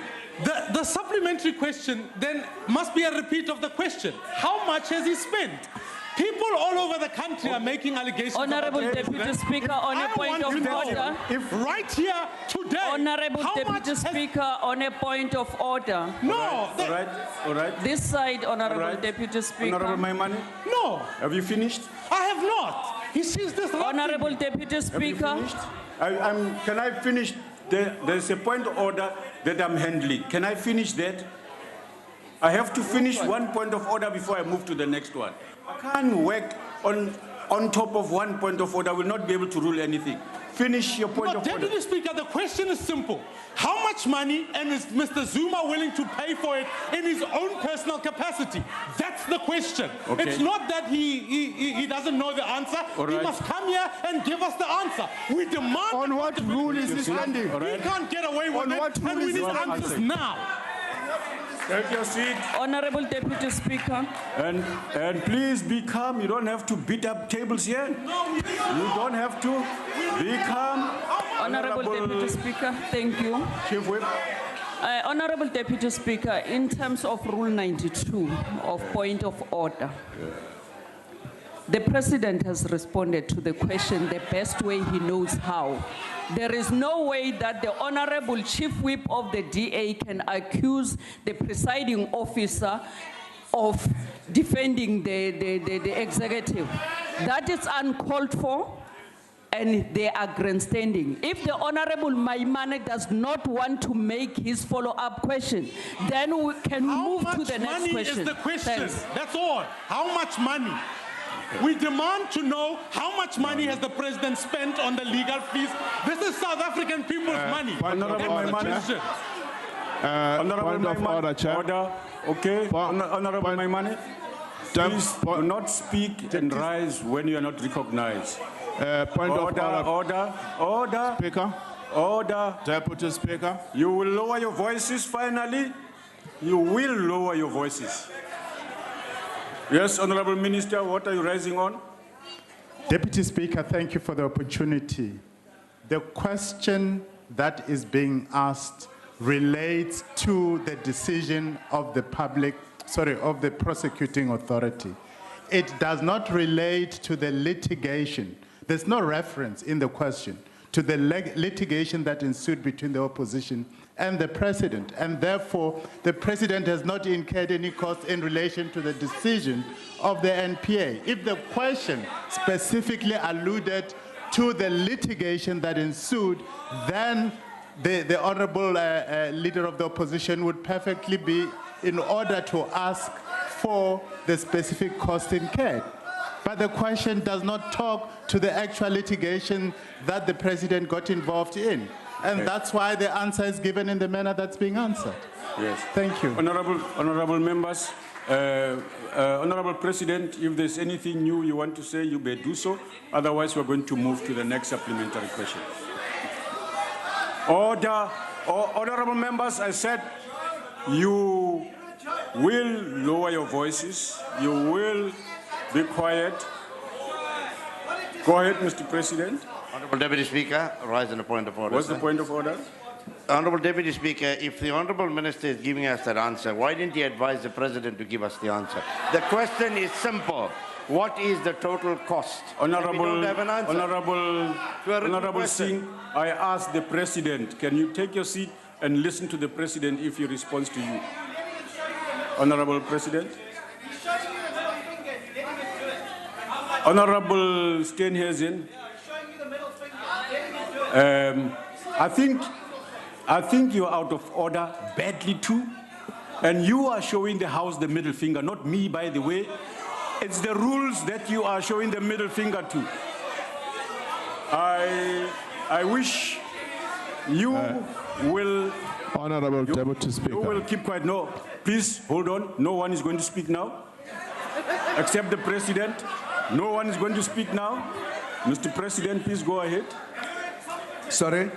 Go ahead, Mr. President. If you want to say anything on the matter, please go ahead, as I said. The question has been asked. I've answered the question. If the honorable member is not satisfied, that is not satisfied, I've answered the question.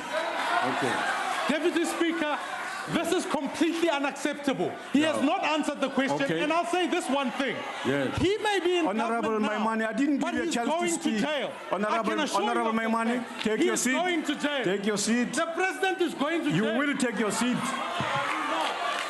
Because he's not answering the question. Honorable Deputy Speaker, on a point of order. Let's proceed. Can we proceed, please? Honorable Tlowama, come. Honorable Chief Whip. He is not answering the question. Honorable. You will not do that. You won't do that. You won't do that. You won't. No. Honorable Tawama.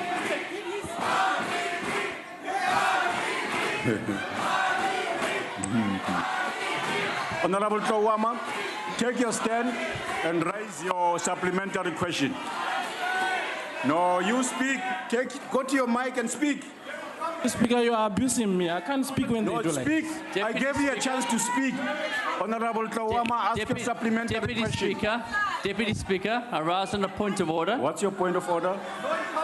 Rule 92, point of order. This, Deputy Speaker, this Constitution demands of us to hold the executive to account. Honorable, can I interrupt you? It's my first. I will not have a lecture on the Constitution. You have made your point, and that's enough. I haven't. It's my first point of order today. You have made your point. Let me finish. Honorable, I will not get a lecture on the Constitution. Let me finish. And this House understands the Constitution. And you are also a member of this Parliament, and Yes. it's your responsibility to ensure we hold the executive to account. Yes, I have done so. I'm doing so. Now the question at hand states, Honorable member, what is no. the total amount Honorable, in rands I will of all switch off your legal mic. costs I will switch incurred? off your mic. I'll go to another mic. Yeah, I will switch them off. I'll go to another mic. I will switch it off. I'll go to another mic. Honorable member, I'll go to another mic. you can't do what you are suggesting you do. Don't bully me. You don't bully him, so don't bully me. No, I gave the president a chance to respond. Let me finish. He's responded to you. Let me finish. No. Let me finish. No. Let me finish. Right. No. So what Honorable, is the total Honorable amount in Waters. rands for all legal Honorable costs Waters, incurred do not do by that. his office?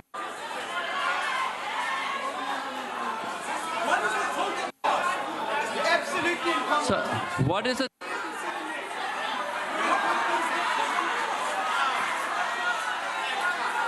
So what is the total costs in rands? Of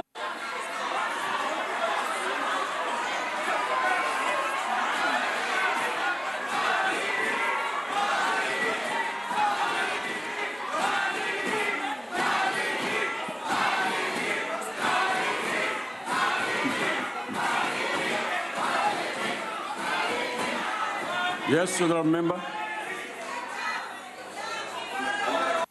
Honorable Deputy Speaker. And you will not insist that Deputy the Speaker, President I'm answers raising a on a point simple of order. question. You are Rule failing in your 7.8. duties, sir, and an embarrassment to this Constitution and this Parliament. And I hope you're very proud of yourself. No. Honorable Deputy Speaker. I'm rising on Rule 78.3b. Absolutely useless and embarrassing. 78.3b. Honorable Mike Waters is undermining the authority of the presiding officer. He's undermining the authority. The Speaker is undermining the authority. Honorable Deputy Speaker, we cannot sit here and be insulted by the racists sitting that side. You are racist, Nina.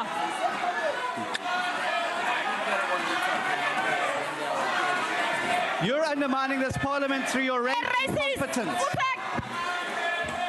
Honorable members. You, sir, are undermining the Constitution. And you, sir, as well, by not answering the question. Bend the South African flag. Let's give Honorable Tawama a chance No, to ask Speaker, a supplementary. he's not answering the No, we've question. given you a chance. Honorable Deputy Speaker, this has gone too far. We cannot allow the DA to hijack our sitting. We can't allow that. I refuse to sit here and we cannot, Deputy.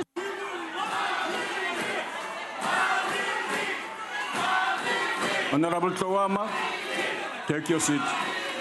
Speak. Honorable Tawama, take your seat.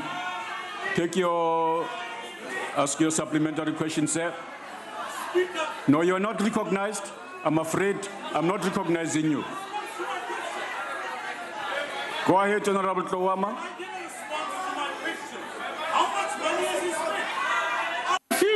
I refuse to sit down. Deputy Speaker, you don't recognize the Constitution. We don't recognize you.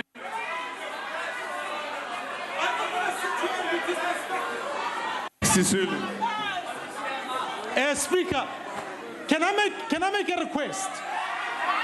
We will not be. I will not sit here and listen to it.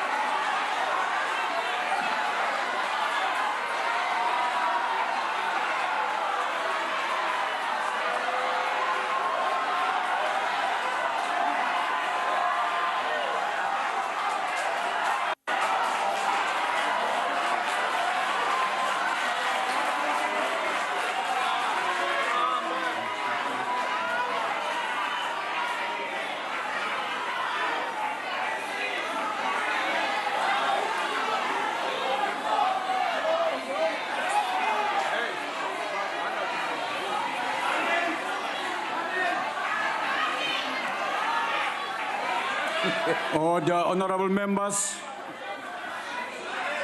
Honorable Tlowama, you want to proceed with your honorable members? Let's proceed with the business of the House. Thank you.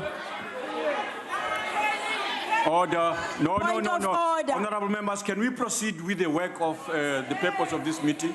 No. Honorable Go ahead, honorable member. Honorable Deputy. That's what.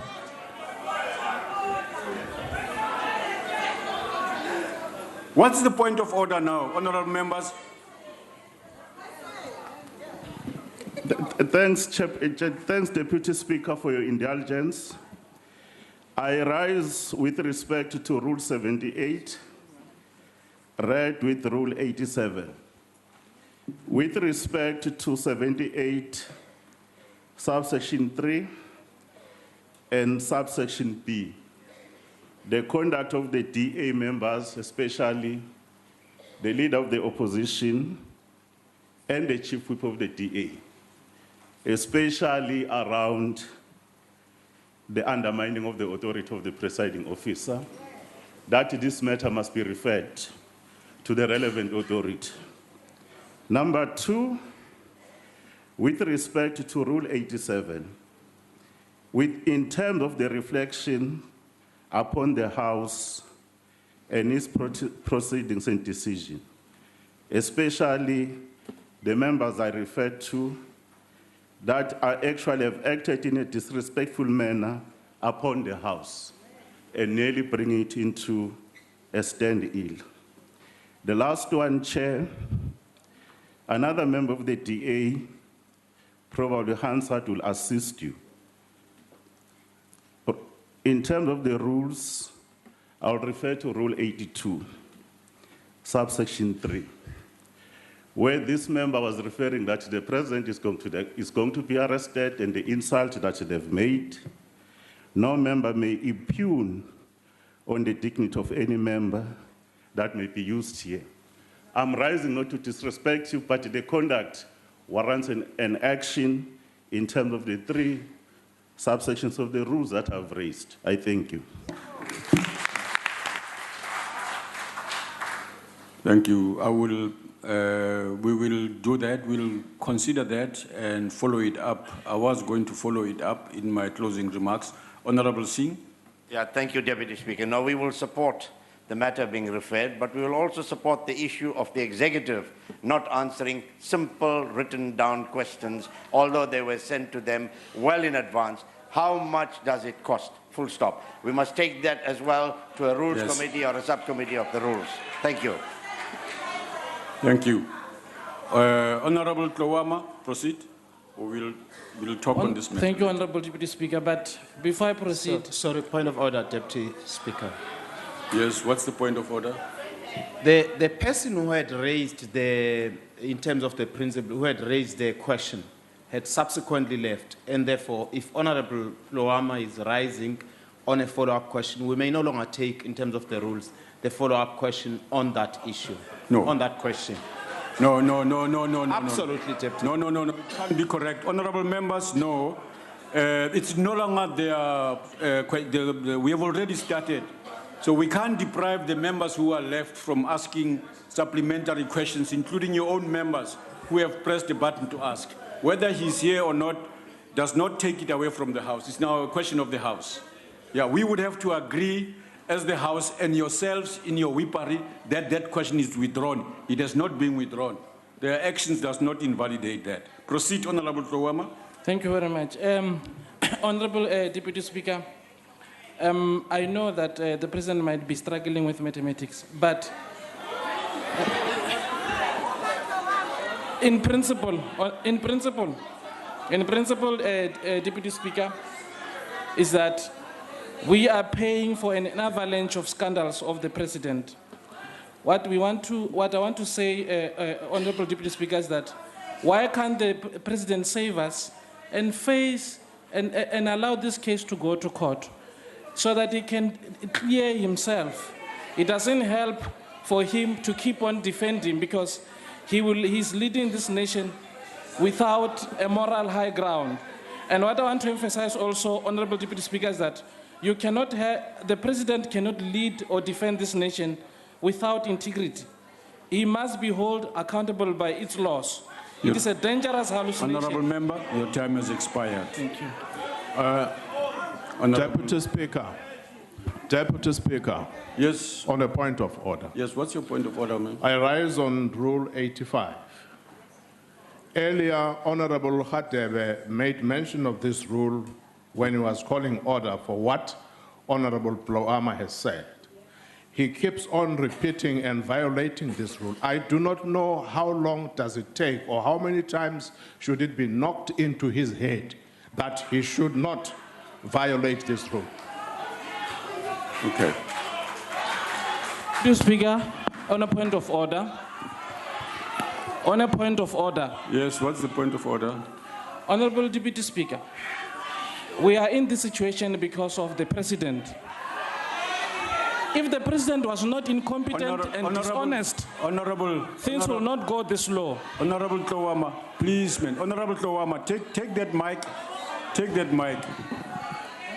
All that is being said is that whatever you feel or think about the President, there are rules in the House which requires of us, because he is one of us when he is in the House, that we obey those rules. It's not a comment on the validity or otherwise of your remarks. It's about the rules that you, as a member of this House, have approved. So when it is said that you must not impute motives on any one of us in the House, you must comply with that rule. This is what the request is about. So don't give the impression that you are being silenced or anybody is preventing you from expressing your opinions. The Constitution itself says this House is only constrained by itself, the Constitution, and or by the rules that we as the House put together. We've put those rules, they are in line with the Constitution, so if you disobey them, you are disobeying the Constitution that you say you adhere to. So comply with the requirements. Deputy Speaker. All the honorable members, you can't be shouting down his throat. He can't respond to you. That's what they know best. Let them No. shout. Deputy Speaker, if you look, I always comply with the rules of this House. He doesn't even know what is he talking about. What I'm trying to say to you, Deputy Speaker, is that it is becoming lawful to undermine this President. Because this President does not even respect Honorable the Constitution. Tawama, You want to Honorable apply Tawama, to protect Honorable Tawama, you are out of order. Honorable President, I don't even know whether there was a question in what he said. Sorry? I don't know whether there was a question there. You can comment if you want to. No, I never had any question. Okay, all right, thank you. Let's move to the next The next person is Honorable Pilar de Majake. You're on the list. That's the last supplementary question. Thank you, the Deputy Speaker, and thanks, Your Excellency, for answering the question. The state legal representation policy is meant to provide legal representation to the executive and judiciary to afford them legal representation if accused in the course of performance of their duties. Do you agree that in a society of oppressors, allegations are never accompanied by legal representation to allow the truth to prevail, endorsing the principle of innocent till proven guilty? Is it not the opposition that wastes money perpetually by litigating on all decisions of Parliament? And now they're crying foul to say that money is being wasted without taking into consideration that half the time is themselves who run to courts trying to run this country using the courts. Honorable President. Thank you, Honorable Deputy Speaker. That is precisely the reason why I've answered the question the way I've done. Because if political parties can't debate in Parliament, they go to court all the time, causing, therefore, that those who are in the state must defend themselves, and they must come and ask, how much have you spent? And that's why I answered the question the way I did. Because there is no reason why we should be going to court. This is democracy. If there is an issue, it must be raised here, discussed, etc. So the political party knows what it is doing, and I can't do what the political parties are wanting to do. For an example, the manner in which I've answered the question, I've said that the litigations referred to was not at the instance of the president. Because if that was the case, you would have said, you are wasting money, President. You are paying, you are going to court all the time. But it's not true. The president has been defending himself. As a president or any other person that is employed by government, you have the state to pay your expenses. And the state, when it pays your expenses, does not come to you and say, Mr. President, this is so much we are paying now. It doesn't. They pay. You don't know how much they pay. Why should I know it? Because I don't keep any record, don't have anything. This is kind of arising from people changing political matters into legal matters. So that's, in my view, I have answered, including saying it is at the expense of the state. And the state has the records. I think the Minister of Justice was absolutely correct. If anyone was interested to know, wouldn't be asking a question. You would know exactly where to ask your question. So I find it being a political game being played at a legal level. And that's why I answered the question the way I did.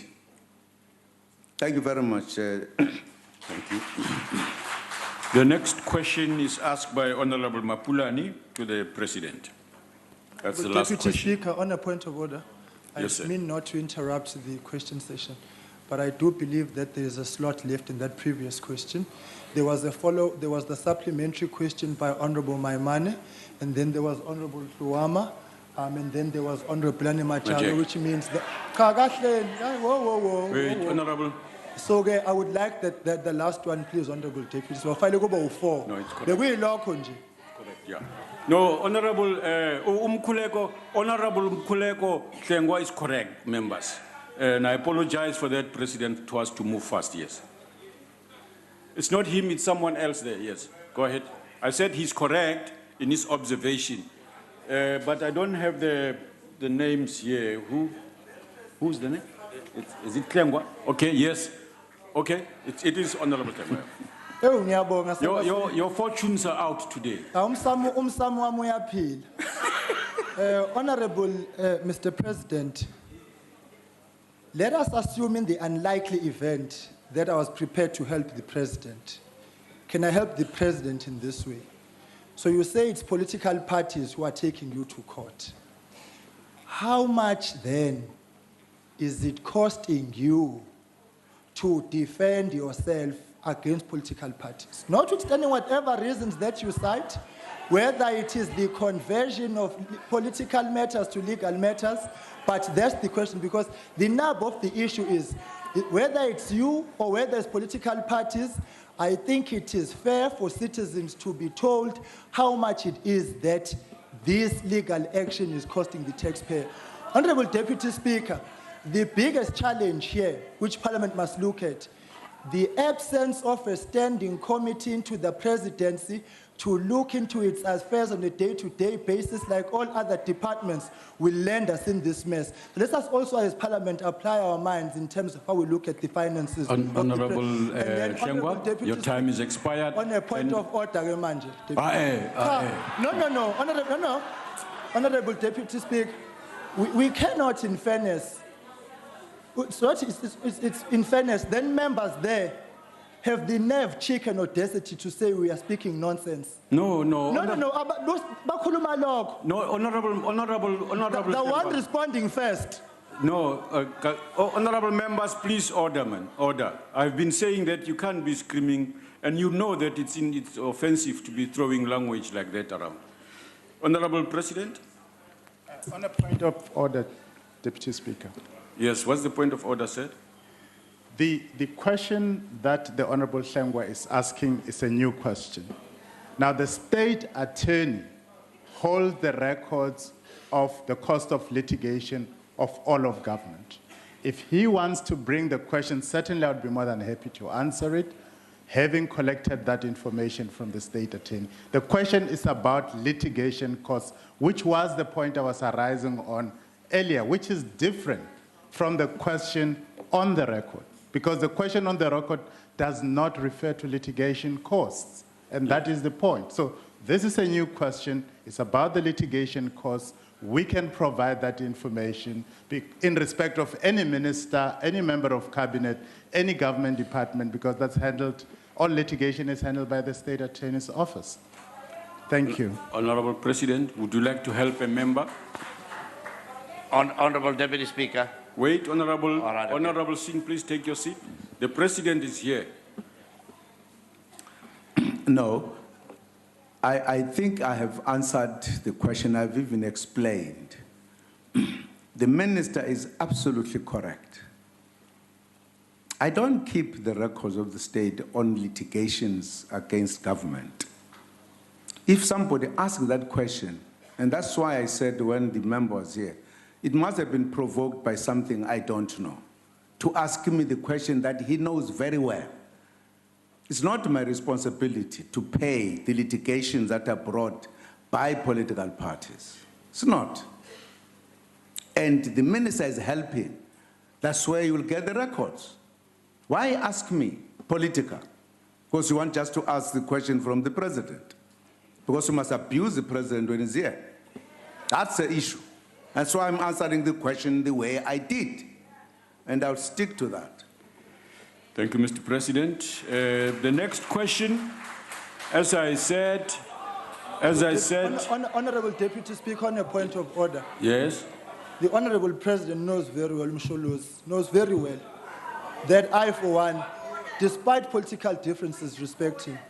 And so I think that the rule has been cited, 85, about casting aspersions on other members, must, with all due respect, apply to him. He can't tell the House that we're coming here to abuse him. That's casting aspersions. I'm not in that game.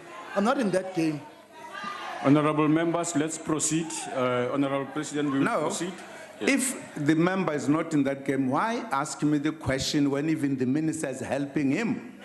Where you will get the information if he's interested in the information. Why? Yeah. Okay. All right. The next question is by Honorable Mapulani to the President.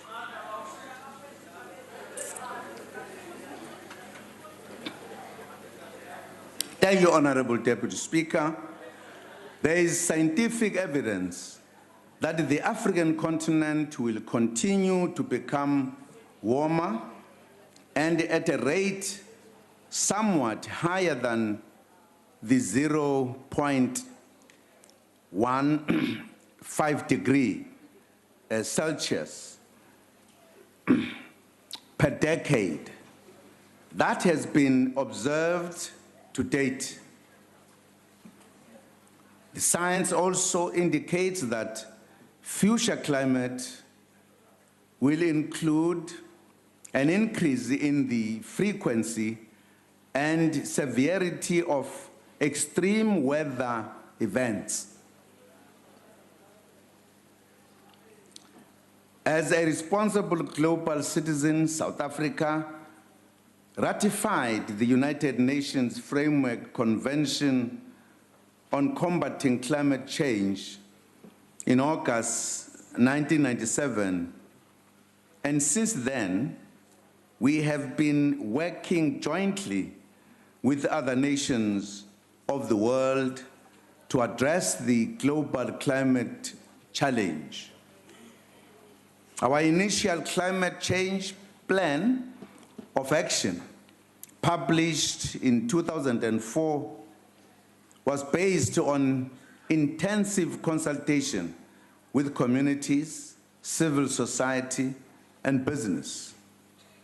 Based on lessons learned in implementing these efforts, we conducted a long-term mitigation scenario study, which informed our pre-2020 commitment that I announced at the Copenhagen. Climate Change Conference of the Parties. We committed to a 34% deviation from a business as usual greenhouse gas emission trajectory by 2020. We are making great strides in addressing both the causes and impacts of climate change in all its dimensions, namely social, economic, and environmental.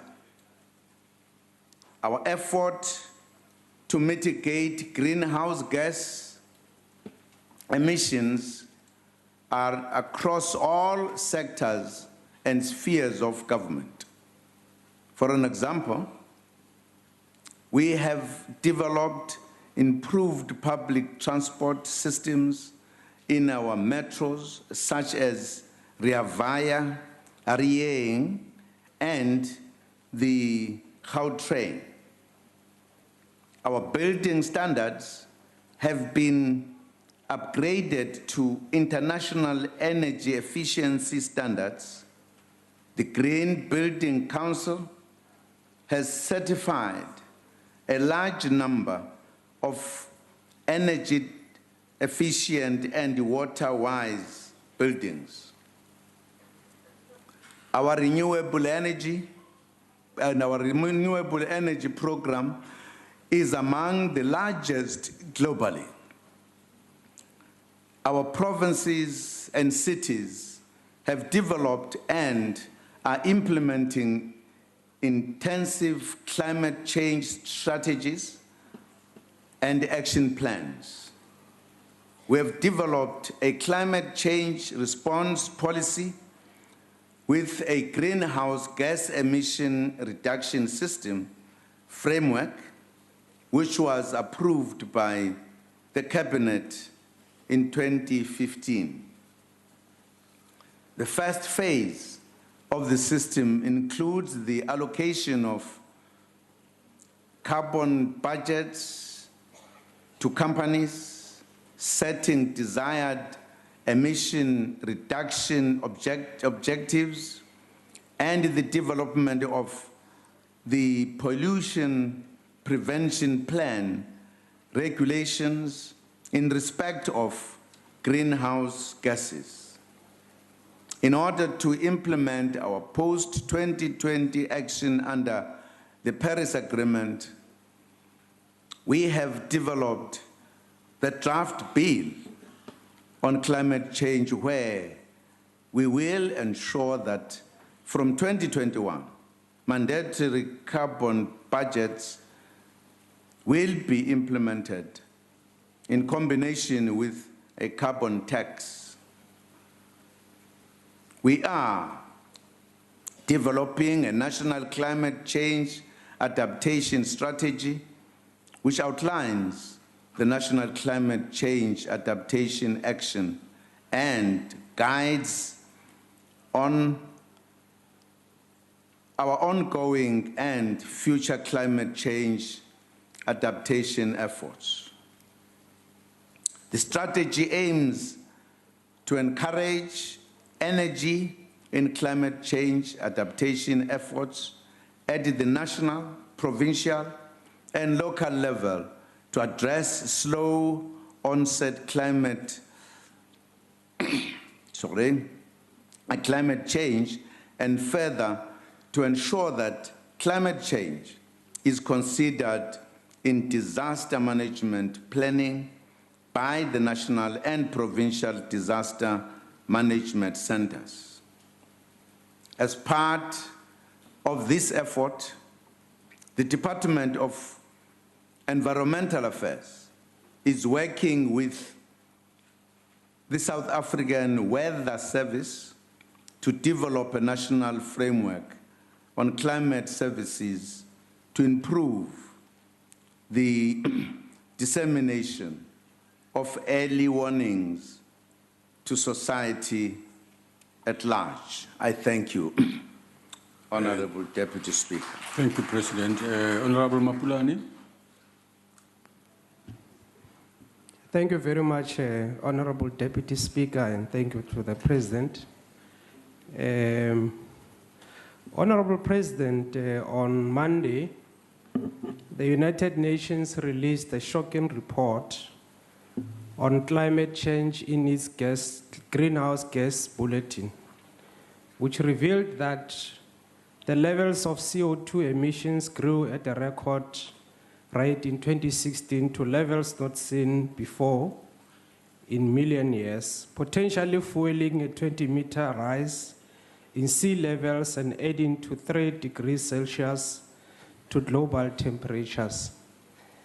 Now, in view of this report, Honorable President, would you support urgent steps to be taken to introduce the bill that we have referred to that has been developed on climate change, so that we as a country are able to determine binding emissions target, so that we are able to reach the peak plateau and decline emission trajectory that our country has developed.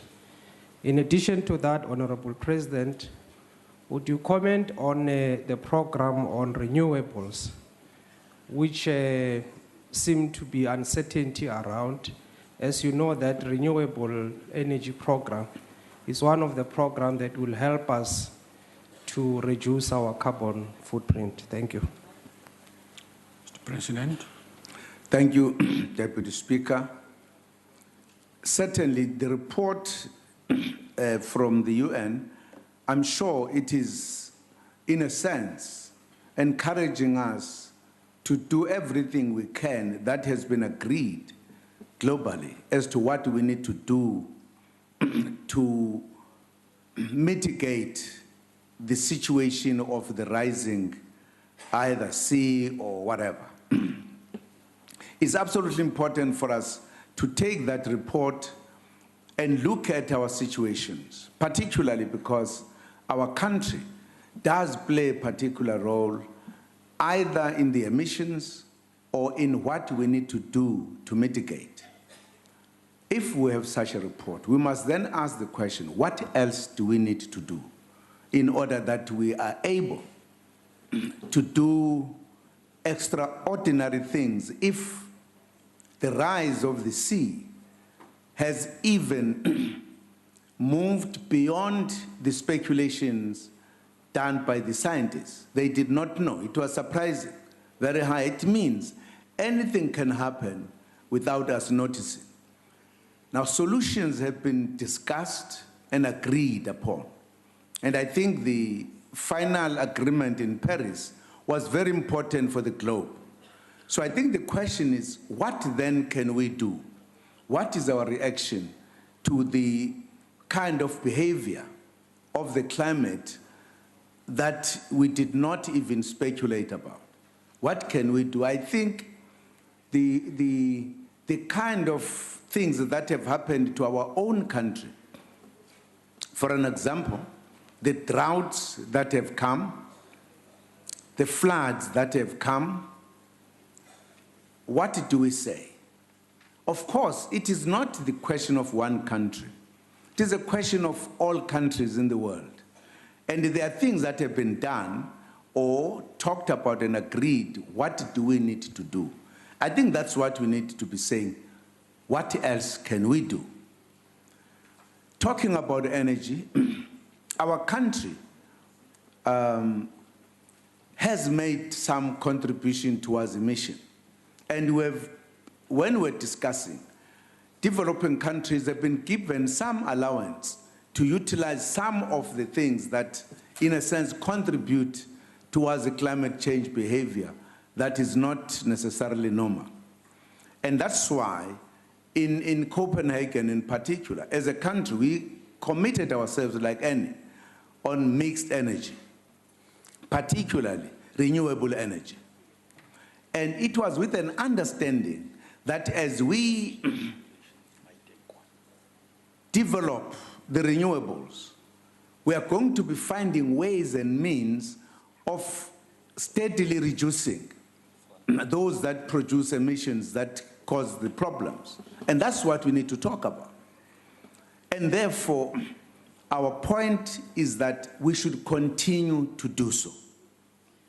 We need, for an example, the kind of renewable that is more reliable, that will help us to address the matter and reduce what else that could be causing emissions.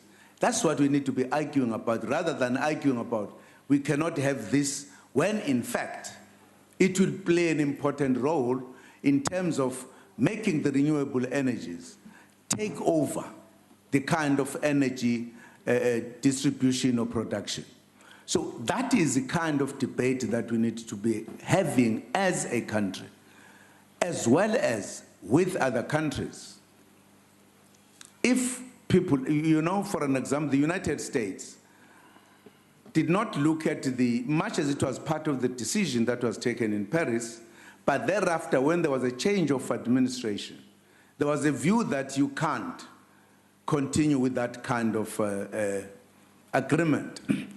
But what the climate change has done this year has been attacking the US in almost all the states, not all the states, in some of the states, showing those who have a view that this is very far away, that in fact it has arrived. So it then says to all of us, we need to quicken the implementation of our agreements. That's what we need to do. It means we as a country, we need to be more conscious of the fact that we stand in an area where a lot of climate change is going to be demonstrated on our shores, as we have seen it happening. So in a sense, this is encouraging us to say, what else can we do extraordinarily in order to try to prevent what could happen into our country? So the matter is serious. If there is such an article, imagine that this has in fact gone beyond the expectations of scientists. Thank you. Thank you. Honorable Speaker. Yeah. Honorable Esther Hazen. Thank you, Deputy Speaker. Mr. President, with the economic and social consequences of climate change physically affecting trade and have an impact on the economy, mostly through greenhouse gas emissions from carbon dioxide, you said we are making an impact, but South Africa is currently 45% higher than global averages. We are the largest greenhouse gas emitter in Africa. So we're not really making an impact. You said in the State of the Nation address, we are committed to renewable energy, but it's not really happening. Agriculture, production is failing, consumption by the people are failing, the health of the people are failing, but we're not really admitting to renewable energy. Thank you. No, it's okay. Honorable President. Thank you, Honorable Deputy Speaker. We are actually doing something. It's not true that we are not doing anything.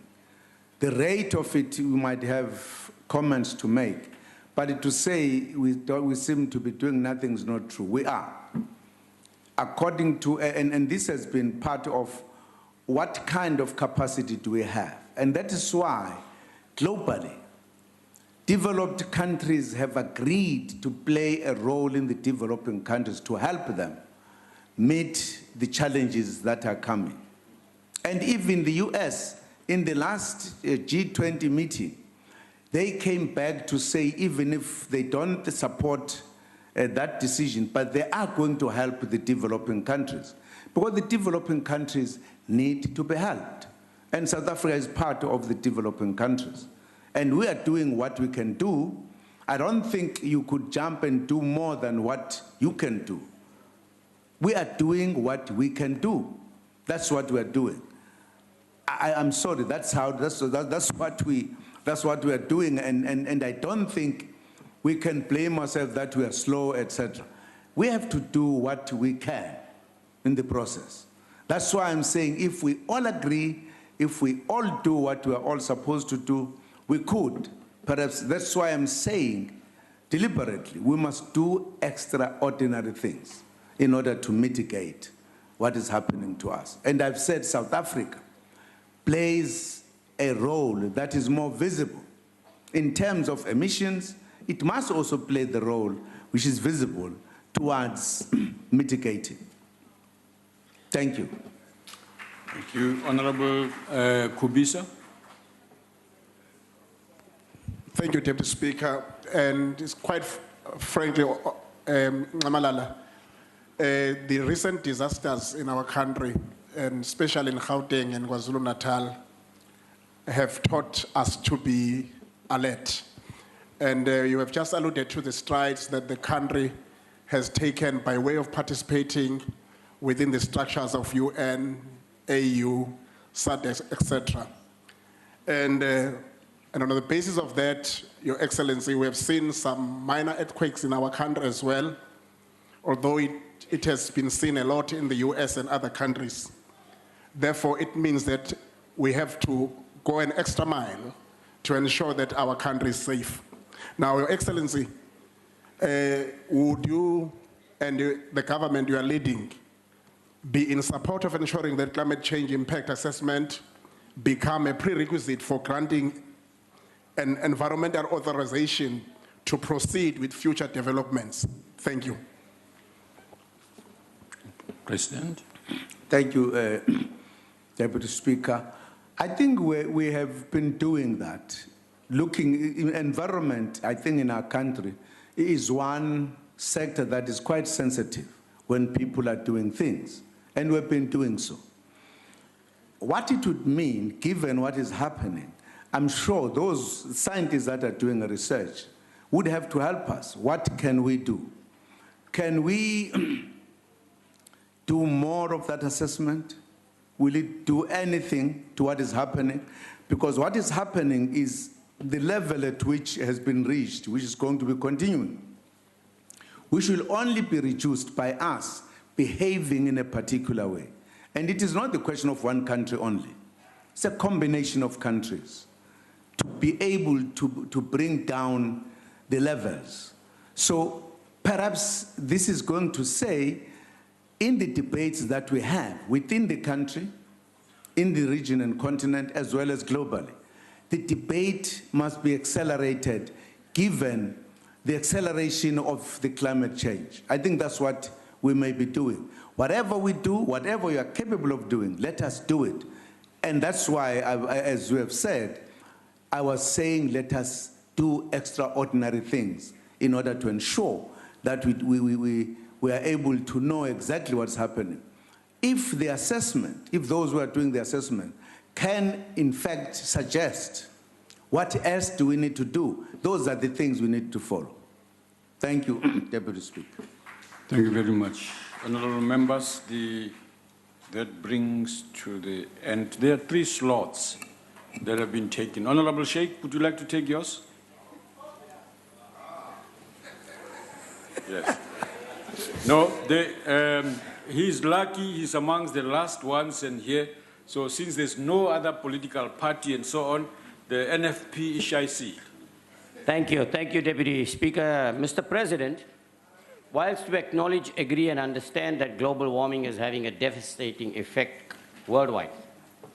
Now, just in our neighborhood, and I'm talking particularly about the area in eThekwini, which is Meerwent, Wentworth, Lamontville, Jacobs, the Bluff area, emissions are very, very high, extremely high because of the industries.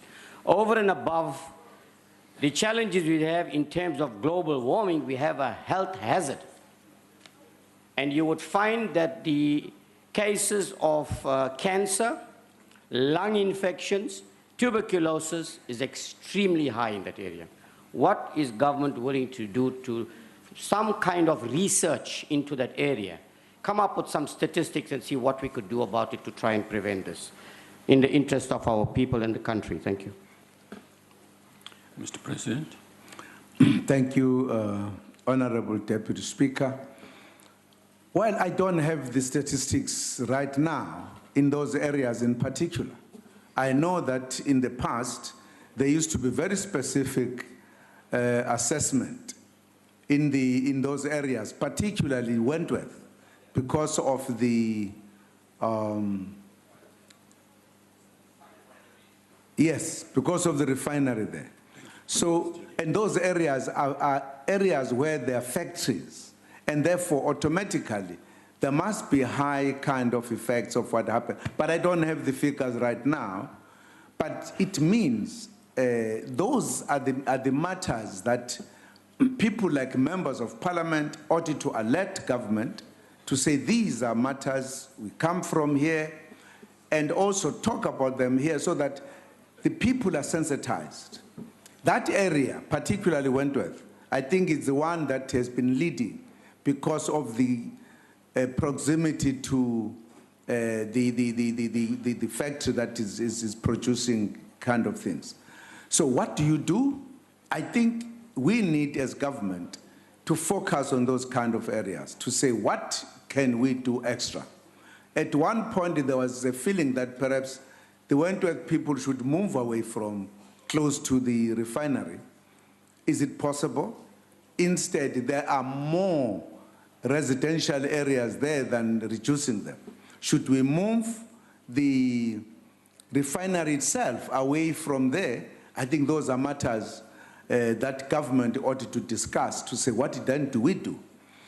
But also to say what else do we do in terms of the emissions? Should we find ways and means of reducing the emissions? That's what I think we need to talk about. And I'm sure, as you raise the issue here, scientists and other people should pay attention, and government should pay attention as well. Thank you, Deputy Speaker. Mr. President, I will not find fault of you for not mentioning Lamontville, but that one will talk outside of the House. Honorable members. Well, Lamontville will also be taken into account.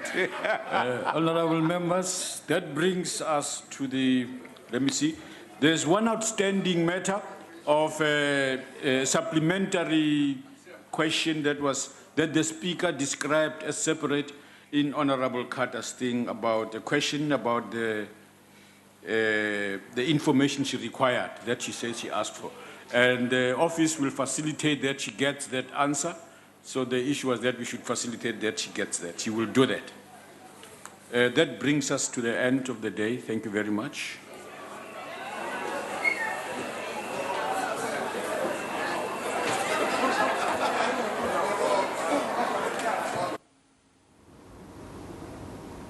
All right, while you're watching